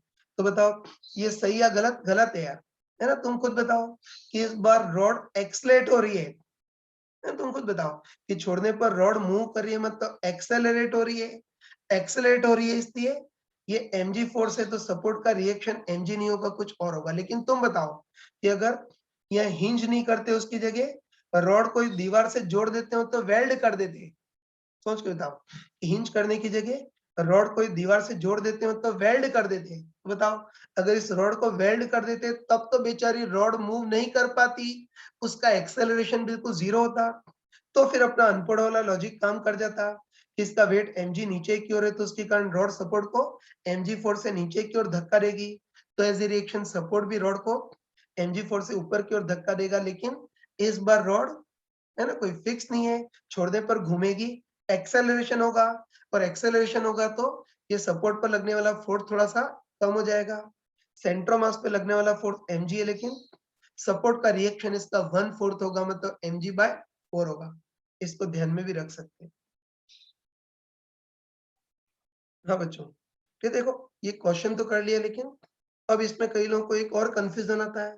तो कई लोग सोचते हैं कि इस बार रॉड घूम रही है, और तुम बताओ कि रॉड घूमेगी तो इस रॉड पर बाहर की ओर फेंकने वाला सेंट्रीफ्यूगल फोर्स फील होगा, m ओमेगा स्क्वायर r सेंट्रोमास, और उसके कारण रॉड सपोर्ट को आगे की ओर खींचेगी, तो as a reaction support rod को पीछे की ओर खींचेगा, तो सपोर्ट का ये हॉरिजॉन्टल कंपोनेंट भी आएगा। लेकिन इस बार ये गलत है यार, तुम खुद बताओ कि तुम खुद बताओ कि इस बार रॉड को हॉरिजॉन्टल पोजीशन, सॉरी, रॉड को हॉरिजॉन्टल पोजीशन से रिलीज किया था, तो तुम बताओ कि रिलीज करने के जस्ट बाद इसका एंगुलर वेलोसिटी टेंड्स टू 0 होगा। क्या एक झटके में एंगुलर वेलोसिटी पैदा होगी? क्या नहीं होगी? तो हम बोल सकते हैं कि रॉड को हॉरिजॉन्टल पोजीशन से और रेस्ट से रिलीज किया था, इससे रिलीज करने के जस्ट बाद इसकी एंगुलर वेलोसिटी टेंड्स टू 0 होगी। एंगुलर वेलोसिटी टेंड्स टू 0 होगी तो बाहर की ओर फेंकने वाला सेंट्रीफ्यूगल फोर्स भी टेंड्स टू 0 होगा, इसलिए सपोर्ट पर ये रॉड के अलोंग कोई रिएक्शन नहीं आएगा, है ना। लेकिन चलो अब इस क्वेश्चन का थर्ड पार्ट करते हैं, ठीक है। इस क्वेश्चन का थर्ड पार्ट करते हैं, तो थर्ड पार्ट में भी सेम वैसा ही क्वेश्चन है ना। तो थर्ड पार्ट में सेम वैसा ही क्वेश्चन है कि एम मास एल एन की कोई एम मास एल एन की यूनिफॉर्म रॉड है, इसको इस पॉइंट पर हिंज कर दिया है, लेकिन ये जो थर्ड पार्ट है उसमें रॉड को हॉरिजॉन्टल पोजीशन से नहीं छोड़ा है, हमने ऊपर वाली किसी पोजीशन से छोड़ा है ना। तो थर्ड पार्ट में कहने की भावना है कि इस बार रॉड को किसी ऊपर वाली पोजीशन से छोड़ा है, तो बताओ अब रॉड फ्रीली घूमती हुई नीचे आएगी, और इस बार जब रॉड हॉरिजॉन्टल पोजीशन से पास हो रही है तब इसकी कुछ एंगुलर वेलोसिटी ओमेगा भी पैदा हो गई है। ये तो दे रखा है कि रॉड को ऊपर से कहीं से छोड़ा है तो फ्रीली घूमती हुई नीचे आएगी, और इस बार जब रॉड हॉरिजॉन्टल पोजीशन से पास होगी तब तक इसकी कुछ एंगुलर वेलोसिटी भी पैदा हो जाएगी। तो हमको दे रखा है कि इस बार हॉरिजॉन्टल पोजीशन पर इसकी एंगुलर वेलोसिटी ओमेगा है। तो बस हमको देखना है कि इस बार हमको देखना है कि इस बार सपोर्ट के कारण रॉड पर लगने वाला रिएक्शन कितना होगा, वो देखना है ना। तो तुम देखते ही समझ गए होंगे कि बताओ इस बार रॉड की कुछ ना कुछ एंगुलर वेलोसिटी है, तो बाहर की ओर फेंकने वाला सेंट्रीफ्यूगल फोर्स भी आएगा। तो बताओ इस बार सपोर्ट पर लगने वाले रिएक्शन के दो कंपोनेंट होंगे, इस बार सपोर्ट पर लगने वाले रिएक्शन के दो कंपोनेंट होंगे। एक तो रॉड के परपेंडिकुलर कंपोनेंट होगा जिसको मैं आर वाई बोल देता हूँ, और एक रॉड के अलोंग भी कंपोनेंट होगा जिसको आर एक्स बोल देता हूँ, ठीक है। चलो सबसे पहले हमको देखना है ना, सबसे पहले हमको देखना है कि इस इंस्टेंट पर रॉड के परपेंडिकुलर रिएक्शन आर वाई कितना होगा, वो देखना है ना। ये तो हमको अच्छे पता है ना, ये तो हमको अच्छे पता है कि रॉड के, है ना, रॉड के परपेंडिकुलर अगर है ना, रॉड के परपेंडिकुलर अगर रिएक्शन निकालना हो तो उसके लिए तो वही घिसा पीटा तरीका कि पहले अल्फा निकालो, फिर ए सेंटर मास निकालो और फिर लीनियर मोशन का न्यूटन्स लॉ लगा दो। तो हमको डायरेक्ट याद है कि इस केस में सेंट्रोमास पे लगने वाला फोर्स mg हो, तो सपोर्ट पे लगने वाले रिएक्शन का y कंपोनेंट इसका 1/4 मतलब mg/4 होगा। तो ध्यान रखना कि रॉड के परपेंडिकुलर रिएक्शन निकालने का तो वही पुराना तरीका कि अल्फा फिर ए सेंट्रोमास और फिर न्यूटन्स लॉ लगा दो। तो ये तो हम अभी निकाल चुके हैं कि सेंट्रोमास पर फोर्स mg है, तो सपोर्ट पर रिएक्शन का रॉड के परपेंडिकुलर कंपोनेंट इसका 1/4 होगा, mg/4 होगा। लेकिन है ना, लेकिन तुम बताओ कि इस बार इस पोजीशन पर रॉड की एंगुलर वेलोसिटी है, तो बाहर की ओर फेंकने वाला सेंट्रीफ्यूगल फोर्स भी फील होगा, तो उसके कारण इस बार सपोर्ट पर लगने वाले रिएक्शन का रॉड के पैरेलल भी कंपोनेंट आएगा। वो कितना होगा वो देखना है। तो बस तुम आराम से बताओ, है ना, सॉरी, तुम कॉन्फिडेंटली बताओ कि इस इंस्टेंट पर रॉड ओमेगा एंगुलर वेलोसिटी से रोटेट कर रही है। पहले तो ओमेगा टेंड्स टू 0 था ना, लेकिन इस क्वेश्चन में इस थर्ड पार्ट में rod omega angular velocity rotate कर रही है। तो तुम आराम से बताओ, है ना, आराम से बताओ कि रॉड हिंज एक्सिस के बाद ओमेगा एंगुलर वेलोसिटी रोटेट करेगी, तो होता रॉड के हर एक पार्टिकल पर बाहर की ओर फेंकने वाला सेंट्रीफ्यूगल फोर्स भी फील होगा। पढ़ा था ना सर्कुलर मोशन में, तो वही कि पूरी पूरी रॉड ओमेगा एंगुलर वेलोसिटी से रोटेट कर रही है, तो रॉड के हर एक पार्टिकल पर बाहर की ओर फेंकने वाला सेंट्रीफ्यूगल फोर्स भी फील होगा, है ना। और सर्कुलर मोशन और सेंटर ऑफ मास में मैंने तुमको चमका करके बताया था कि बताओ सेंट्रीफ्यूगल फोर्स जो होता है आर के साथ लीनियरली चेंज करता है, मतलब उसमें सेंटर ऑफ मास का कंसेप्ट यूज कर सकते हैं। बस हम बिंदास बोल सकते हैं कि इस पूरे रॉड का टोटल सेंट्रीफ्यूगल फोर्स कितना होगा, m omega square r centre mass. तो लिख देता हूं, इस पूरे रॉड का total centrifugal force m omega square r centre मास क्या होगा, इसके सेंटर मास की एक्सिस से distance l/2, total centrifugal force इतना होगा, ठीक है। बस आराम से बताओ कि पूरी रॉड का total centrifugal force m omega square l/2 होगा, जो कि बाहर की ओर फील होगा ना। और बताओ सेंट्रीफ्यूगल फोर्स बाहर की ओर फील होगा, तो उसके कारण जो रॉड है वो सपोर्ट को m ओमेगा स्क्वायर l/2 के फोर्स से आगे की ओर खींचेगी। बस तुम आराम से बताओ कि रॉड सपोर्ट को खींचेगी, तो एज ए रिएक्शन है जो सपोर्ट है वो रॉड को भी नहीं छोड़ेगा, सपोर्ट रॉड को भी खींचेगा, और कितने फोर्स से, m ओमेगा स्क्वायर l/2 इतने फोर्स से खींचेगा। बस अब हमारे पास दोनों कंपोनेंट आ गए, तो बोल सकते हैं, है ना, हम क्लियरली बोल सकते हैं कि रॉड के परपेंडिकुलर जो कंपोनेंट है वो तो इस वाले मेथड से निकालेंगे तो mg/4, और रॉड के एलोंग, है ना, रॉड के एलोंग रिएक्शन का जो कंपोनेंट है उसको सेंट्रीफ्यूगल फोर्स से निकालेंगे तो ये m ओमेगा स्क्वायर l/2 हो गया। तो बस इस बार सपोर्ट पर दो रिएक्शन होंगे, एक तो रॉड के एलोंग, एक रॉड के परपेंडिकुलर। तो नेट रिएक्शन कितना हो जाएगा, root of rx square plus ry square. यहाँ लिख देता हूं कि नेट रिएक्शन कितना हो जाएगा, रूट ऑफ रॉड के एलोंग रिएक्शन कितना है, m ओमेगा स्क्वायर l/2 का स्क्वायर प्लस ry स्क्वायर, मतलब रॉड के परपेंडिकुलर रिएक्शन mg/4 का स्क्वायर। इस टाइप से हम निकाल।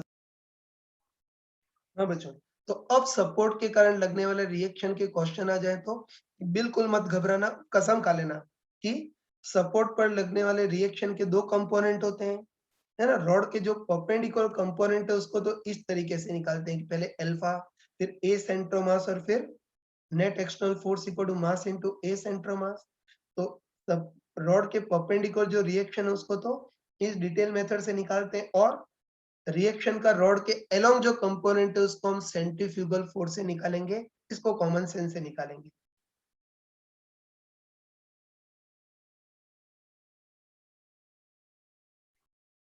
हाँ बच्चों, सपोर्ट पर लगने वाले रिएक्शन का एक और क्वेश्चन लेते हैं। तो देखो इस बार हमको दे रखा है कि कोई यूनिफॉर्म पतली रॉड है जिसका मास m और लेंथ l है, इसको इस वाले सिरे पर हमने हिंज कर दिया है, और हमको दे रखा है कि रॉड को किसी ऊपर वाली पोजीशन से हमने छोड़ा है। तो बताओ छोड़ेंगे तो रॉड बिल्कुल फ्रीली घूमते हुए नीचे आएगी ना, और जिस इंस्टेंट पर ये वर्टिकल से थीटा एंगल पर है उस इंस्टेंट पर इसकी काफी सारी एंगुलर वेलोसिटी भी पैदा हो जाएगी। तो हमको दे रखा है कि जिस इंस्टेंट पर इसका एंगल थीटा है उस इंस्टेंट पर इसकी एंगुलर वेलोसिटी ओमेगा हो गई है। तो हमको पूछा है कि इस इंस्टेंट पर इस सपोर्ट हिंज के कारण रॉड पर लगने वाला रिजल्टेंट रिएक्शन कितना होगा वो देखना है। तो इसको करते हैं यार। तो चलो है ना, मान लेते हैं कि रॉड को छोड़ा है, फ्रीली घूमते हुए नीचे आ रही है, किसी इंस्टेंट पर ये वर्टिकल से थीटा एंगल पर है और उस इंस्टेंट पर इसकी एंगुलर वेलोसिटी ओमेगा भी है। चलो सबसे पहले बहुत ऑर्डिनरी टाइप से देखते हैं कि इस रॉड पर कौन-कौन से फोर्स फील होंगे वो देखते हैं। तो आराम से बताओ कि इस रॉड पे मेनली ग्रेविटेशन फोर्स mg लगेगा जो सेंटर ऑफ मास से गुजरेगा। बताओ mg फोर्स पूरा रॉड के अलोंग भी नहीं है और पूरा परपेंडिकुलर भी नहीं है। तो mg के कंपोनेंट कर लेते हैं, ठीक है। तो बताओ है ना, mg का एक कंपोनेंट रॉड के अलोंग और एक रॉड के परपेंडिकुलर। आराम से बताओ कि ये एंगल थीटा है तो ये भी सिमिलर एंगल थीटा, इसके साथ एंगल बन रहा है तो mg का एक कंपोनेंट mg cos थीटा और इसके साथ एंगल नहीं बन रहा है तो mg का एक कंपोनेंट mg sin थीटा। ये कंपोनेंट कर लिए। बस हमको पूछा है कि इस इंस्टेंट पर सपोर्ट या हिंज के कारण रॉड पर लगने वाला फोर्स, है ना, हिंज के कारण रॉड पर लगने वाला रिएक्शन कितना होगा वो देखना है। बस तुम आराम से बताओ, है ना, आराम से बताओ कि इस बार रॉड के अलोंग भी कुछ फोर्स है और रॉड के परपेंडिकुलर भी है। दिख रहा है ना, इस बार कुछ फोर्स रॉड के अलोंग भी और कुछ रॉड के परपेंडिकुलर भी हैं। तो बताओ इस बार भी सपोर्ट पर लगने वाले रिएक्शन के दो कंपोनेंट होंगे, एक तो रॉड के अलोंग और एक रॉड के परपेंडिकुलर।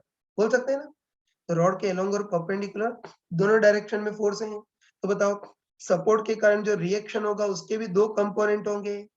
बताओ एक कंपोनेंट तो रॉड के परपेंडिकुलर होगा जिसको हम सिंपल शब्दों में आर वाई बोलते हैं और एक कंपोनेंट रॉड के अलोंग होगा जिसको आर एक्स बोलते हैं। चलो सबसे पहले, है ना, तो सबसे पहले हम देखते हैं कि रॉड के परपेंडिकुलर सपोर्ट का रिएक्शन कितना होगा वो देखना है ना। सबसे पहले रॉड के परपेंडिकुलर सपोर्ट का रिएक्शन देखना है।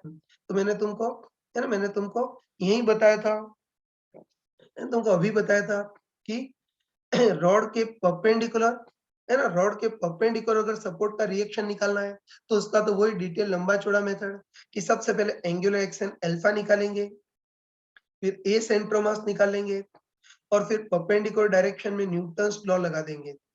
Resultant force equal to mass into a सेंट्रोमास।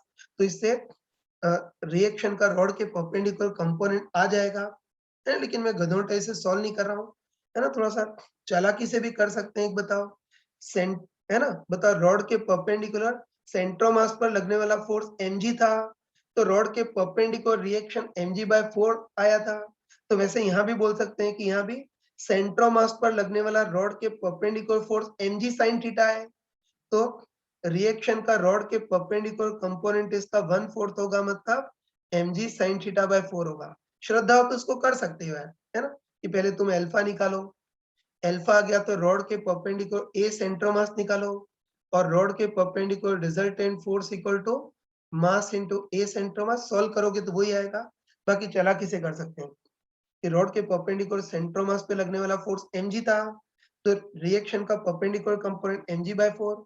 जैसे यहाँ, है ना, सेंट्रोमास से गुजरने वाला रॉड के perpendicular force mg sin theta है तो रिएक्शन का y कंपोनेंट इसका 1/4 मतलब mg sin थीटा/4। चाहो तो इसे कर सकते हो। तो ये रॉड के परपेंडिकुलर जो रिएक्शन है उसको तो हमने चालाकी से निकाल लिया। अब हमको, है ना, अब हमको देखना है कि रॉड के अलोंग सपोर्ट का रिएक्शन कितना होगा वो देखना है। तो देखो मैंने तुमको, है ना, मैंने तुमको चमका कर बताया था कि रॉड के परपेंडिकुलर वाला अगर रिएक्शन निकालना हो तब तो ये पूरा डिटेल मेथड लगाते हैं, लेकिन रॉड के अलोंग रिएक्शन निकालना है तो उसको सेंट्रीफ्यूगल फोर्स से देखते हैं, ठीक है। तो बस तुम आराम से बताया ना, तुम आराम से बताओ कि इस इंस्टेंट पर पूरी रॉड ओमेगा एंगुलर वेलोसिटी से घूम रही है, तो रॉड के हर एक पार्टिकल पर बाहर की ओर फेंकने वाला सेंट्रीफ्यूगल फोर्स फील होगा। कह सकते हैं ना, इस इंस्टेंट पर ओमेगा एंगुलर वेलोसिटी घूम रही है तो रॉड के हर एक पार्टिकल पर बाहर की ओर फेंकने वाला सेंट्रीफ्यूगल फोर्स फील होगा। और सेंट्रोमास के चैप्टर में बताया था कि पूरे रॉड, है ना, पूरे रॉड का टोटल सेंट्रीफ्यूगल फोर्स कितना होगा, m ओमेगा स्क्वायर r सेंट्रोमास, जहां r सेंट्रोमास इसके सेंट्रोमास की एक्सिस से डिस्टेंस l/2। तो total centrifugal force m omega square L/2 हो गया। बस अब तो कोई छोटा बच्चा ही बता सकता है ना। तो अब तो कोई छोटा बच्चा ही बता सकता है कि बताओ mg cos थीटा भी नीचे की ओर है और centrifugal force m omega square L/2 भी नीचे की ओर है। तो बताओ इफेक्टिवली नीचे की ओर फोर्स कितना होगा? mg cos theta plus m omega square L/2। तो बताओ ये जो रॉड है वो हिंज को, है ना, रॉड है वो हिंज को ओवरऑल कितने फोर्स से खींचेगी? mg cos theta plus m omega square L/2 कितने फोर्स से खींचेगी? तो एज ए रिएक्शन है सपोर्ट रॉड को भी नहीं छोड़ेगा, सपोर्ट रॉड को भी खींचेगा और कितने फोर्स से? mg cos theta plus m omega square L/2 इतने फोर्स से खींचेगा। तो बस रॉड के perpendicular reaction mg sin theta by 4 और रॉड के अलोंग रिएक्शन होगा mg cos theta plus m omega square L/2।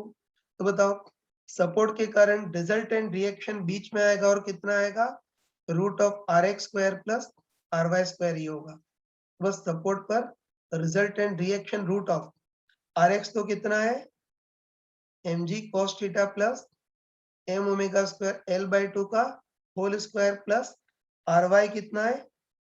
mg sin theta plus 4 का होल स्क्वायर। तो ध्यान रखना कि ये सपोर्ट पर लगने वाला रिएक्शन बिल्कुल नॉनसेंस था, निकम्मा था, फिर भी हमने इसको निकाल लिया। केवल ये जे एडवांस के ही काम का है, बाकी मेडिकल का कोई बच्चा पढ़ रहा हो तो ये सपोर्ट पे लगने वाले रिएक्शन को मस्ट स्टडी करना, क्योंकि मेडिकल में ये नहीं पूछा जाता। हाँ बच्चों, इसका एक और क्वेश्चन लेते हैं।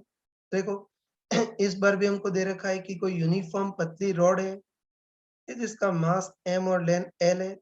इसको इस वाले पॉइंट पर हिंज कर दिया है और इस वाले हिंज एक्सिस के अबाउट ये रॉड ऐसे घूम रही है। हमको दे रखा है कि किसी इंस्टेंट पर रॉड हाईएस्ट पॉइंट से पास हो रही है और हमको दे रखा है कि हाईएस्ट पॉइंट पर रॉड की एंगुलर वेलोसिटी ओमेगा है। बस हमको हमको क्वेश्चन में पूछा है कि हाईएस्ट पॉइंट पर रॉड की एंगुलर वेलोसिटी कितनी हो, ताकि हाईएस्ट पॉइंट पर रॉड, है ना, हाईएस्ट पॉइंट पर सपोर्ट के कारण रॉड पर या रॉड के कारण सपोर्ट पर लगने वाला प्रेसिंग फोर्स या रिएक्शन बिल्कुल जीरो हो जाए। उसके लिए एंगुलर वेलोसिटी कितनी होनी चाहिए वो देखना है। आराम से कर सकते हैं ना। तो चलो तुमको कहने की जरूरत नहीं कि इस बार भी रॉड की रोटेटिंग फ्रेम से ही देखते हैं और देखते हैं कि इस रॉड पर कौन कौन से फोर्स फील होंगे वो देखते हैं। तो तुम आराम से बताओ कि रॉड पे एक तो इसका वेट या ग्रेविटेशन फोर्स mg नीचे लगेगा जो सेंट्रोमास से पास होगा, और दूसरा कौन सा? बाहर की ओर फेंकने वाला सेंट्रीफ्यूगल फोर्स। तो तुम बताओ, है तुम बताओ कि इस इंस्टेंट पर रॉड ओमेगा एंगुलर वेलोसिटी से घूम रही है, इस इंस्टेंट पर रॉड ओमेगा एंगुलर वेलोसिटी घूम रही है, तो इस पूरी रॉड पर बाहर की ओर फेंकने वाला टोटल सेंट्रीफ्यूगल फोर्स कितना होगा? m ओमेगा स्क्वायर r सेंट्रोमास, जब r सेंट्रोमास इसके सेंट्रोमास की एक्सिस से डिस्टेंस L/2। बस अब तो कोई अनपढ़ ही बोल सकता है कि बताओ mg फोर्स नीचे की ओर सपोर्ट को दबाने का काम करेगा, सेंट्रीफ्यूगल फोर्स ऊपर की ओर उठाने का काम करेगा। तो बताओ अगर mg थोड़ा सा भी ज्यादा हो गया तो रॉड सपोर्ट को ओवरऑल दबाएगी, सेंट्रीफ्यूगल फोर्स थोड़ा सा भी ज्यादा हो गया तो रॉड सपोर्ट को ओवरऑल खींचेगी। लेकिन हम चाहते हैं कि हाईएस्ट पॉइंट पर, है ना, हाईएस्ट पॉइंट पर रॉड के कारण सपोर्ट पर रिएक्शन बिल्कुल लिमिटिंग जीरो हो जाए। तो उसके लिए हाईएस्ट पॉइंट पर उठाने वाला फोर्स दबाने वाले फोर्स के एग्जैक्टली बराबर होना चाहिए। तो बताओ उठाने वाला फोर्स तो ये centrifugal force m omega square L/2 should be equal to दबाने वाला फोर्स mg। तो इसको सॉल्व करेंगे तो ओमेगा इक्वल टू कितना आ जाएगा? 2g बाय l का अंडर रूट, इतनी एंगुलर वेलोसिटी होनी चाहिए। हाँ बच्चों देखो, अभी हमने लीनियर मोशन के सिमिलर रोटेशन मोशन के भी न्यूटन्स लॉ के सारे टाइप के क्वेश्चंस हमने कर लिए। अब आगे बढ़ते हैं। तुमको, है ना, तुमको याद होगा कि लीनियर मोशन में न्यूटन्स लॉ के बाद अगला टॉपिक कौन सा पढ़ा था? Work power energy. बस जैसे हमने लीनियर मोशन में वर्क पावर एनर्जी पढ़ा था, वैसे ही हम रोटेशन मोशन में भी वर्क पावर एनर्जी के रिजल्ट बना सकते हैं। ठीक है, तो हम ऐसा करते हैं कि इधर लीनियर मोशन के वर्क पावर एनर्जी के कंसेप्ट लिखते हैं और वैसे ही इधर रोटेशन मोशन में भी वर्क पावर एनर्जी के सारे कंसेप्ट हम खुद ही बना सकते हैं। तो चलो है ना, तुमको याद होगा कि वर्क पावर एनर्जी में सबसे पहले हमने किसी फोर्स का वर्क डन पढ़ा था, है ना? तो वर्क और एनर्जी में सबसे पहले हमने किसी फोर्स का वर्क डन पढ़ा था। तो मैंने क्लियरली बताया था कि अगर वो फोर्स कांस्टेंट हो और डिस्प्लेसमेंट के अलोंग हो, तब तो उस फोर्स का work done simply force into displacement होता है। लेकिन ये भी बताया था कि फोर्स की वैल्यू और डायरेक्शन अगर चेंज कर रही हो, तो फिर work done force into displacement की जगह integration F vector dot DS vector या कई जगह इंटीग्रेशन एफ डॉट डीआर लिखते हैं। बस आराम से बताओ कि जैसे लीनियर मोशन में हम किसी फोर्स का वर्क डन देखते हैं, वैसे ही रोटेशन मोशन में हम किसी टॉर्क का वर्क डन देख सकते हैं, है ना? तो तुम खुद बताओ कि बताओ जैसे फोर्स कांस्टेंट हो तो उसका work done force into displacement होता था, वैसे रोटेशन मोशन में अगर कोई टॉर्क कांस्टेंट हो तो उसका work done force into displacement की जगह टॉर्क इनटू एंगुलर डिस्प्लेसमेंट होगा। और अगर फोर्स चेंज करता है तब इसका work done integration F dot DS. वैसे ही यहाँ अगर कोई टॉर्क चेंज करे तो उसका work done integration F dot DS की जगह integration tau dot D theta आएगा। ये सब तुम बना सकते हो, ठीक? उसके बाद आगे बढ़ते हैं। तो देखो वर्क और एनर्जी में पहले तो हमने वर्क की कैलकुलेशन पढ़ी थी और उसके बाद हमने है ना, उसके बाद हमने लीनियर मोशन का बेसिक वर्क एनर्जी थ्योरम पढ़ा था। या तो हमको अच्छे पता है ना, हमको अच्छे पता है कि ये क्या हो रहा है, कि हमको अच्छे पता है कि बेसिक वर्क एनर्जी थ्योरम के अकॉर्डिंग किसी भी ऑब्जेक्ट पर सारे फोर्सेस का total work done equal to increase in kinetic energy. जो हमको अच्छे पता है कि जहाँ लीनियर काइनेटिक एनर्जी कितनी होती थी, हाफ एम वी स्क्वायर। बताओ जैसे लीनियर मोशन में हमने बेसिक वर्क एनर्जी थ्योरम पढ़ी थी, वैसे ही हम रोटेशन मोशन के लिए भी बेसिक वर्क एनर्जी थ्योरम पढ़ सकते हैं। तो रोटेशन मोशन में भी वही होगा, है ना, कि बेसिक वर्क एनर्जी थ्योरम के अकॉर्डिंग सारे फोर्स और सारे टॉर्क का total work done equal to increase in kinetic energy. बस एक ही डिफरेंस है कि उधर linear kinetic energy half M V square होती थी और इधर rotational kinetic energy half M की जगह आई और वी स्क्वायर की जगह ओमेगा स्क्वायर।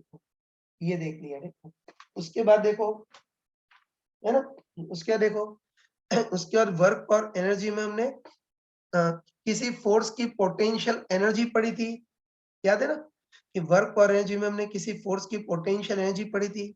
और बस हमको एक ही चीज पता थी कि work done against conservative force equal to increase in potential energy. तो मुझे एक्सप्लेन करने की जरूरत नहीं है कि work done by conservative force को integration F dot d s from A to B, तो work done against conservative force को minus integration F dot d s equal to increase in potential energy को U B minus U A. तो वही work और energy में हमने potential energy का mathematical formula पढ़ा था, U B minus UA equal to minus integration F dot d r from A to B, ए पढ़ा था। तो बस तुम आराम से बताओ कि लीनियर मोशन में जैसे किसी फोर्स के कारण पोटेंशियल एनर्जी स्टोर होती है, वैसे रोटेशन मोशन में कई बार किसी टॉर्क के कारण भी पोटेंशियल एनर्जी स्टोर होती है। तो बस जैसे फोर्स के कारण स्टोर्ड पोटेंशियल एनर्जी का ये फॉर्मूला है, वैसे किसी टॉर्क के कारण भी स्टोर्ड पोटेंशियल एनर्जी का जनरल फॉर्मूला लिख सकते हैं ना।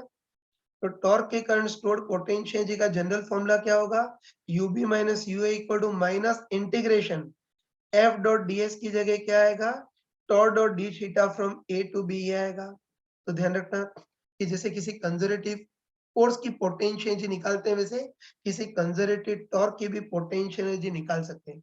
और ध्यान रखना कि किसी कंजर्वेटिव टॉर्क की जो पोटेंशियल एनर्जी उसका अपने 11th में यूज नहीं होगा, लेकिन 12th में जब हम डायपोल पढ़ेंगे और मैग्नेटिज्म में परमानेंट मैग्नेट पढ़ेंगे, तब इस टॉर्क की भी पोटेंशियल एनर्जी का यूज उधर होगा। तो ये देख लिया, ठीक। और चलो तुमको याद होगा कि वर्क और एनर्जी में सबसे लास्ट चीज हमने पावर पढ़ी थी।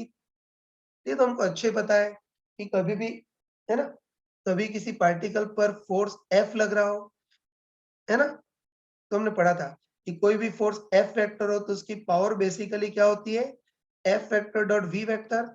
या फिर अगर फोर्स जो है वो वेलोसिटी के अलोंग हो तो फिर power simply F into V हो जाती थी। तो बस जैसे लीनियर मोशन में हमने किसी फोर्स की पावर सप्लाई पढ़ी थी, वैसे ही रोटेशन मोशन में हम किसी टॉर्क की पावर सप्लाई पढ़ सकते हैं।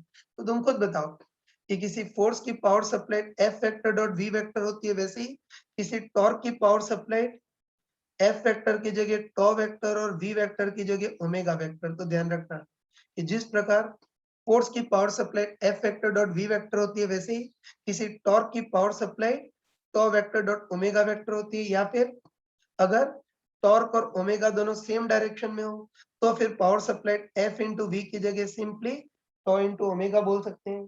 तो ये तो मैंने कुछ रिजल्ट बताए, लेकिन अगर कोई फॉर्मूला बताना भूल गया हो तो उसको भी तुम लीनियर मोशन के सिमिलर और रोटेशन मोशन में बना सकते हो।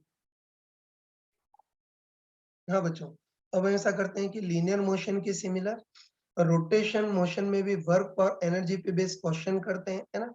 और मैंने तो है ना मैंने वर्क और एनर्जी में तुमको चमका कर बताया था कि पूरी वर्क और एनर्जी में मेनली 3 इक्वेशन है।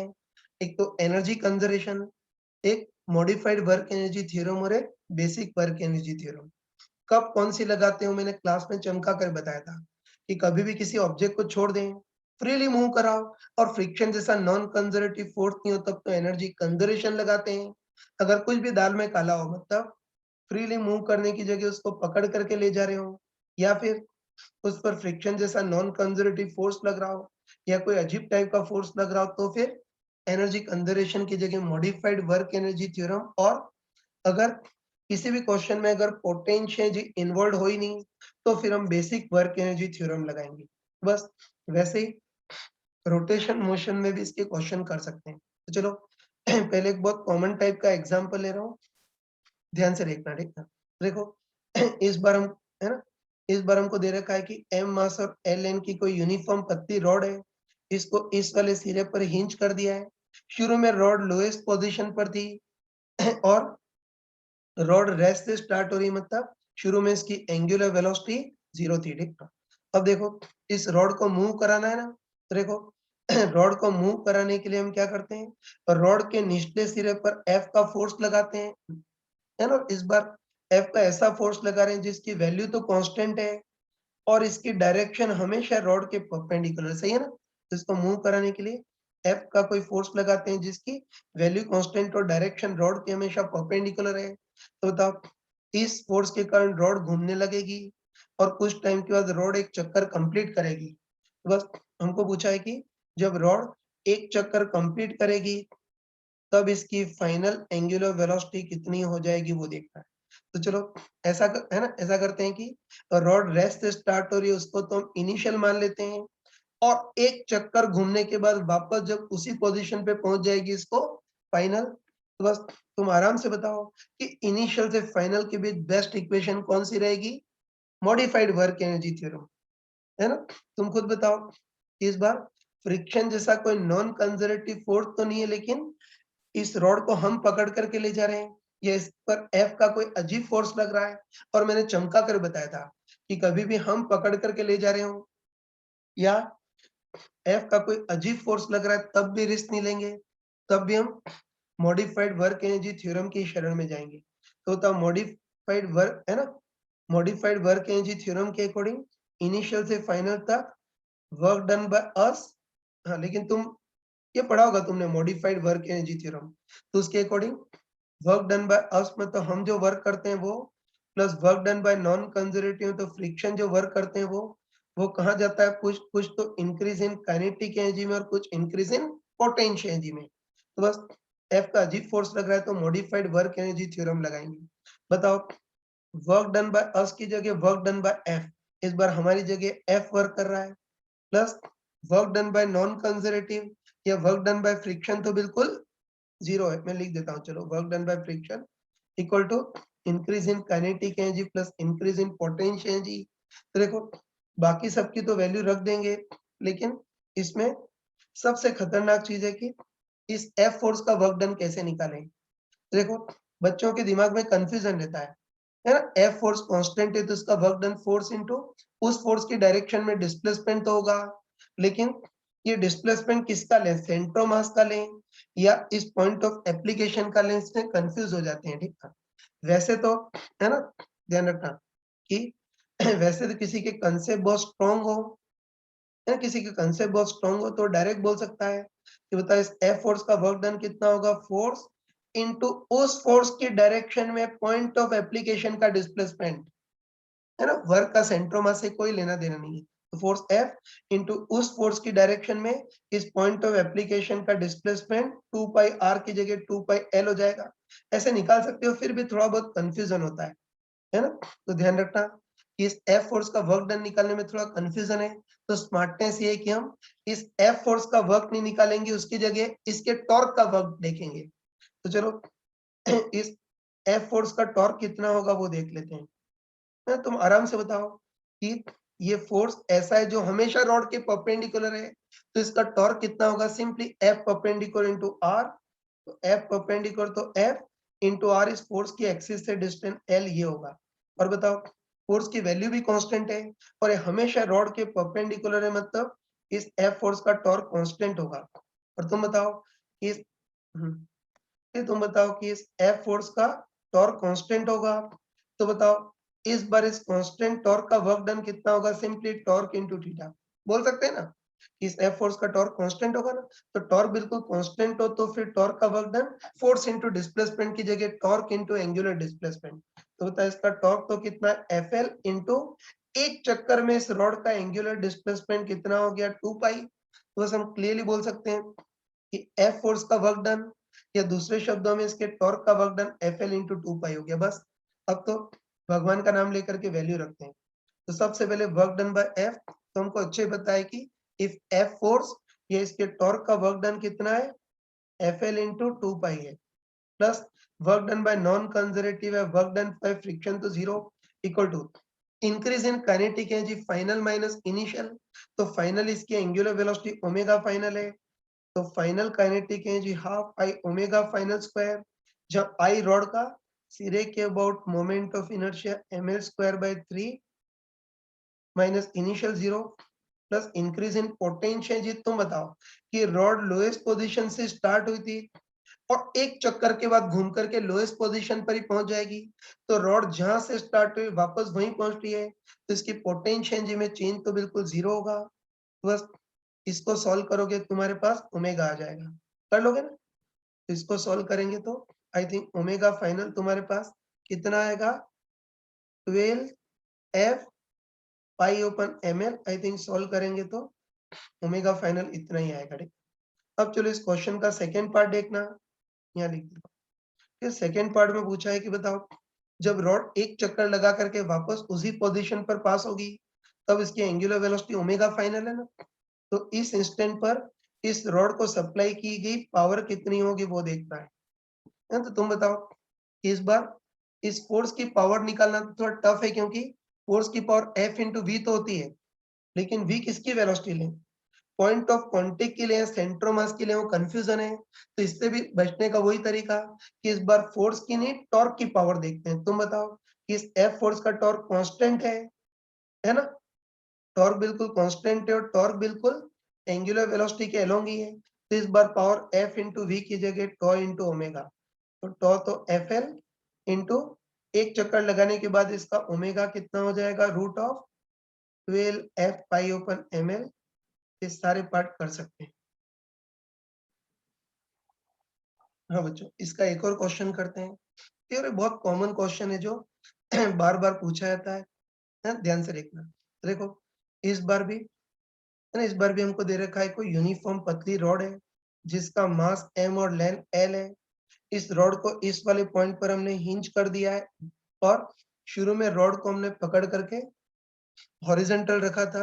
अब देखो अब इस रॉड को इस पोजीशन से रिलीज कर रहे हैं, रेस्ट से रिलीज कर रहे हैं, मतलब इनिशियल एंगुलर वेलोसिटी जीरो है। तो हमको पता है कि इसको रिलीज करेंगे तो रॉड फ्रीली घूमती हुई नीचे जाएगी, है ना, छोड़ेंगे तो रॉड फ्रीली घूमती हुई नीचे आएगी। तो बस हमको देखना है कि जब रॉड इस लोएस्ट पोजीशन से पास होगी तब इसकी एंगुलर वेलोसिटी कितनी होगी वो देखना है ना। हमको कॉमन सेंस से पता है कि लोएस्ट पोजीशन पर इसकी पोटेंशियल एनर्जी मिनिमम तो काइनेटिक एनर्जी मैक्सिमम होगी, तो इसकी एंगुलर वेलोसिटी भी मैक्सिमम ही होगी। तो बस लोएस्ट पॉइंट पर इसकी एंगुलर वेलोसिटी कितनी होगी वो देखना है।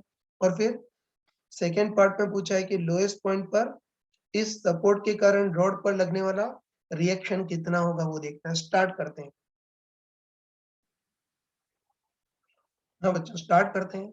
ये तो रॉड को हॉरिजॉन्टल पोजीशन से छोड़ा है, तो छोड़ेंगे तो ये रॉड बिल्कुल फ्रीली घूमती नीचे आएगी ना। जब रॉड लोएस्ट पोजीशन से पास होगी तब इसकी एंगुलर वेलोसिटी कितनी होगी वो देखना है। तो चलो इस पोजीशन को इनिशियल और इसको फाइनल, तो कॉन्फिडेंटली बताओ इनिशियल से फाइनल के बीच इस बार बेस्ट इक्वेशन कौन सी रहेगी? बताओ। एनर्जी कंजर्वेशन, है ना। तो तुम खुद सोच के बताओ कि इस रॉड को एक तो छोड़ दिया मैं, तो फ्रीली मूव कर रही है, पिछले क्वेश्चन के टाइप से कोई पकड़ करके तो नहीं ले जा रहे हैं ना। तो बस रॉड को छोड़ दिया मतलब एक तो रॉड बिल्कुल फ्रीली मूव कर रही है और इस पर फ्रिक्शन जैसा कोई नॉन कंजर्वेटिव फोर्स भी नहीं लग रहा है, तो रॉड की टोटल एनर्जी कंजर्व रहेगी, है ना। तो बस सिंपली इनिशियल से फाइनल के बीच एनर्जी कंजर्वेशन लगा देंगे, है ना। और गधों टाइप से डिटेल में नहीं, इस बार शॉर्ट में लगाएंगे। तुम बताओ कि रॉड ओवरऑल नीचे आ रही है मतलब इसकी पोटेंशियल एनर्जी डिक्रीज हो रही है और बदले में काइनेटिक एनर्जी इंक्रीज हो रही है। तो बस एनर्जी कंजर्वेशन के अकॉर्डिंग यहाँ से यहाँ तक रॉड की decrease in potential energy equal to increase in kinetic energy. तो चलो सबसे पहले यहाँ से यहाँ तक रॉड की डिक्रीज इन पोटेंशियल एनर्जी निकालते हैं, है ना। तो देखो मैंने, है ना, मैंने वर्क और एनर्जी में तुमको चमका कर बताया था कि इस बार रॉड बड़ा ऑब्जेक्ट है और मैंने चमका कर बताया था कि कोई बड़ा ऑब्जेक्ट हो तो डिक्रीज इन पोटेंशियल एनर्जी कितनी होगी? mg h सेंटर ऑफ मास। ये तो रॉड बड़ा ऑब्जेक्ट है तो उसकी decrease in potential energy mg h centre of मास होगी। जब h सेंटर ऑफ मास क्या होगा उसका? सेंटर ऑफ मास वर्टिकली कितना नीचे है वो देखना है। तो बस तुम खुद बताओ कि शुरू में रॉड का सेंटर ऑफ मास यहाँ था और बाद में रॉड का सेंटर ऑफ मास यहाँ आ गया ना। तो तुम बताओ कि रॉड भले ही कितना भी नीचे आई हो लेकिन इसका सेंटर ऑफ मास वर्टिकली कितना नीचे आया है? L/2। कह सकते हैं ना कि रॉड भले ही कितना भी नीचे आई हो लेकिन इसका सेंटर ऑफ मास वर्टिकली कितना नीचे है? L/2। तो इसकी decrease in potential energy mg h centre of mass. तो mg और h centre of mass L/2 equal to increase in kinetic energy. तो बताओ शुरू में तो रेस्ट से रिलीज किया इसे इनिशियल काइनेटिक एनर्जी 0 और लास्ट में ओमेगा फाइनल एंगुलर वेलोसिटी से घूम रही है तो final kinetic energy half I omega square. तो इंक्रीज इन काइनेटिक एनर्जी भी कितनी होगी? हाफ आई ओमेगा फाइनल का स्क्वायर। जहां आई देखना है तो रॉड हिंज एक्सिस के अबाउट घूम रही है तो आई बेस पतली रॉड का हिंज एक्सिस के अबाउट मोमेंट ऑफ इनर्शिया और पतली रॉड का इस सिरे के अबाउट या हिंज एक्सिस के अबाउट मोमेंट ऑफ इनर्शिया कितना होता है? ml²/3 होता है ना। तो ध्यान रखना है इसमें कोई खतरनाक काम नहीं। रॉड फ्रीली मूव करे तो energy conservation, decrease in potential equal to increase in kinetic energy. बस decrease in potential energy mg h centre mass में तो mg L/2 equal to rotation motion कर रही है इससे increase in kinetic energy half I omega square. कोई मूर्ख half mv² मत लिख देना, रोटेशन मोशन करी बस। Decrease in potential energy mg L/2 equal to increase in kinetic energy half I omega square. तो इसको सॉल्व करके तुम ओमेगा फाइनल भी निकाल सकते हो। तो मैं डायरेक्ट बता रहा हूँ कि इसको सॉल्व करेंगे तो आई थिंक ओमेगा फाइनल तुम्हारे पास आएगा √3g/L। बस हम बोल सकते हैं कि रॉड जब लोएस्ट पोजीशन से पास होगी तो इसकी एंगुलर वेलोसिटी इतनी होगी और साथ में एक और कमेंट कर सकते हैं कि लोएस्ट पोजीशन पर इसकी पोटेंशियल एनर्जी मिनिमम होगी तो काइनेटिक एनर्जी मैक्सिमम होगी तो एंगुलर वेलोसिटी भी मैक्सिमम होगी, ठीक है। फिर उसके बाद रॉड फिर पीछे आएगी आगे जाएगी ऐसे ऑस्किलेट करेगी। बाकी लोएस्ट या मीन पोजीशन पर इसकी एंगुलर वेलोसिटी मैक्सिमम होगी। तो ये तो फर्स्ट पार्ट हो गया। अब इसका सेकंड पार्ट देखना। तो देखो सेक ये देखो सेकंड पार्ट में हमको डराने के लिए पूछा है कि जब रॉड लोएस्ट पोजीशन से पास होगी तब इस सपोर्ट के कारण रॉड पर लगने वाला रिएक्शन कितना होगा वो देखना है। तो चलो इतना तुम, है ना, सॉरी, इतना तुम देखते ही बताओ कि जब रॉड लोएस्ट पोजीशन पर पहुंचेगी तब रॉड पर कोई भी टेंजेंशियल फोर्स होगा ही नहीं, है ना। बोल सकते हैं कि रॉड जब लोएस्ट पोजीशन पर पहुंचेगी तब रॉड पर कोई टेंजेंशियल फोर्स होगा ही नहीं। तो तुम बताओ कि रॉड पर कोई कहाँ चला गया, हाँ, रॉड पर कोई टेंजेंशियल फोर्स नहीं होगा तो बताओ अल्फा भी 0 होगा रॉड के परपेंडिकुलर ए सेंटर मास भी 0 होगा तो रॉड के परपेंडिकुलर रिएक्शन बिल्कुल 0 होगा, है तो कॉमन सेंस बोल सकते हैं कि लोएस्ट पोजीशन पर रॉड के परपेंडिकुलर कोई फोर्स नहीं है तो अल्फा 0, परपेंडिकुलर एक्सेलरेशन 0, तो परपेंडिकुलर डायरेक्शन में तो रिएक्शन 0 होगा। जो भी रिएक्शन होगा वो रॉड के अलोंग होगा, और हमको पता है कि रॉड के अलोंग जो रिएक्शन है उसको तो कॉमन सेंस से निकाल सकते हैं, वही सिंपली रॉड की रोटेटिंग फ्रेम से देखेंगे।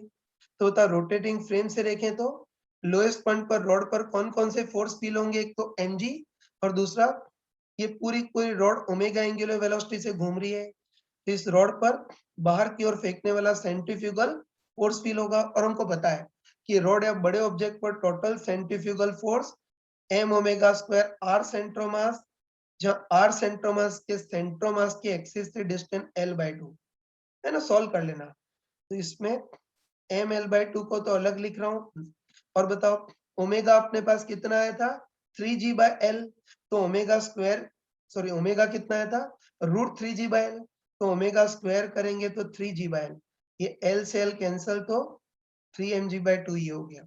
बस आराम से बताओ कि mg नीचे की ओर है ना, और ये सेंट्रीफ्यूगल फोर्स भी नीचे की ओर है, तो इफेक्टिवली नीचे की ओर force mg plus centrifugal force. तो बताओ रॉड इस सपोर्ट को ओवरऑल इतने फोर्स से नीचे की ओर खींचेगी, तो एज ए रिएक्शन है सपोर्ट रॉड को भी नहीं छोड़ेगा, सपोर्ट रॉड को उतने ही फोर्स से ऊपर की ओर खींचेगा। मतलब कितने फोर्स है mg plus m omega square r सेंट्रोमास। तो बताओ ये reaction mg plus m omega square r सेंट्रोमास को सॉल्व करेंगे तो 3mg/2, तो रिएक्शन 5mg/2 आ जाएगा। तो आप ऐसे क्वेश्चन इजीली कर सकते हैं। ये तो शीट में ये रोटेशन मोशन में वर्क और एनर्जी पे बेस्ड क्वेश्चन तक कर लेना, आगे हम नेक्स्ट लेक्चर में करेंगे।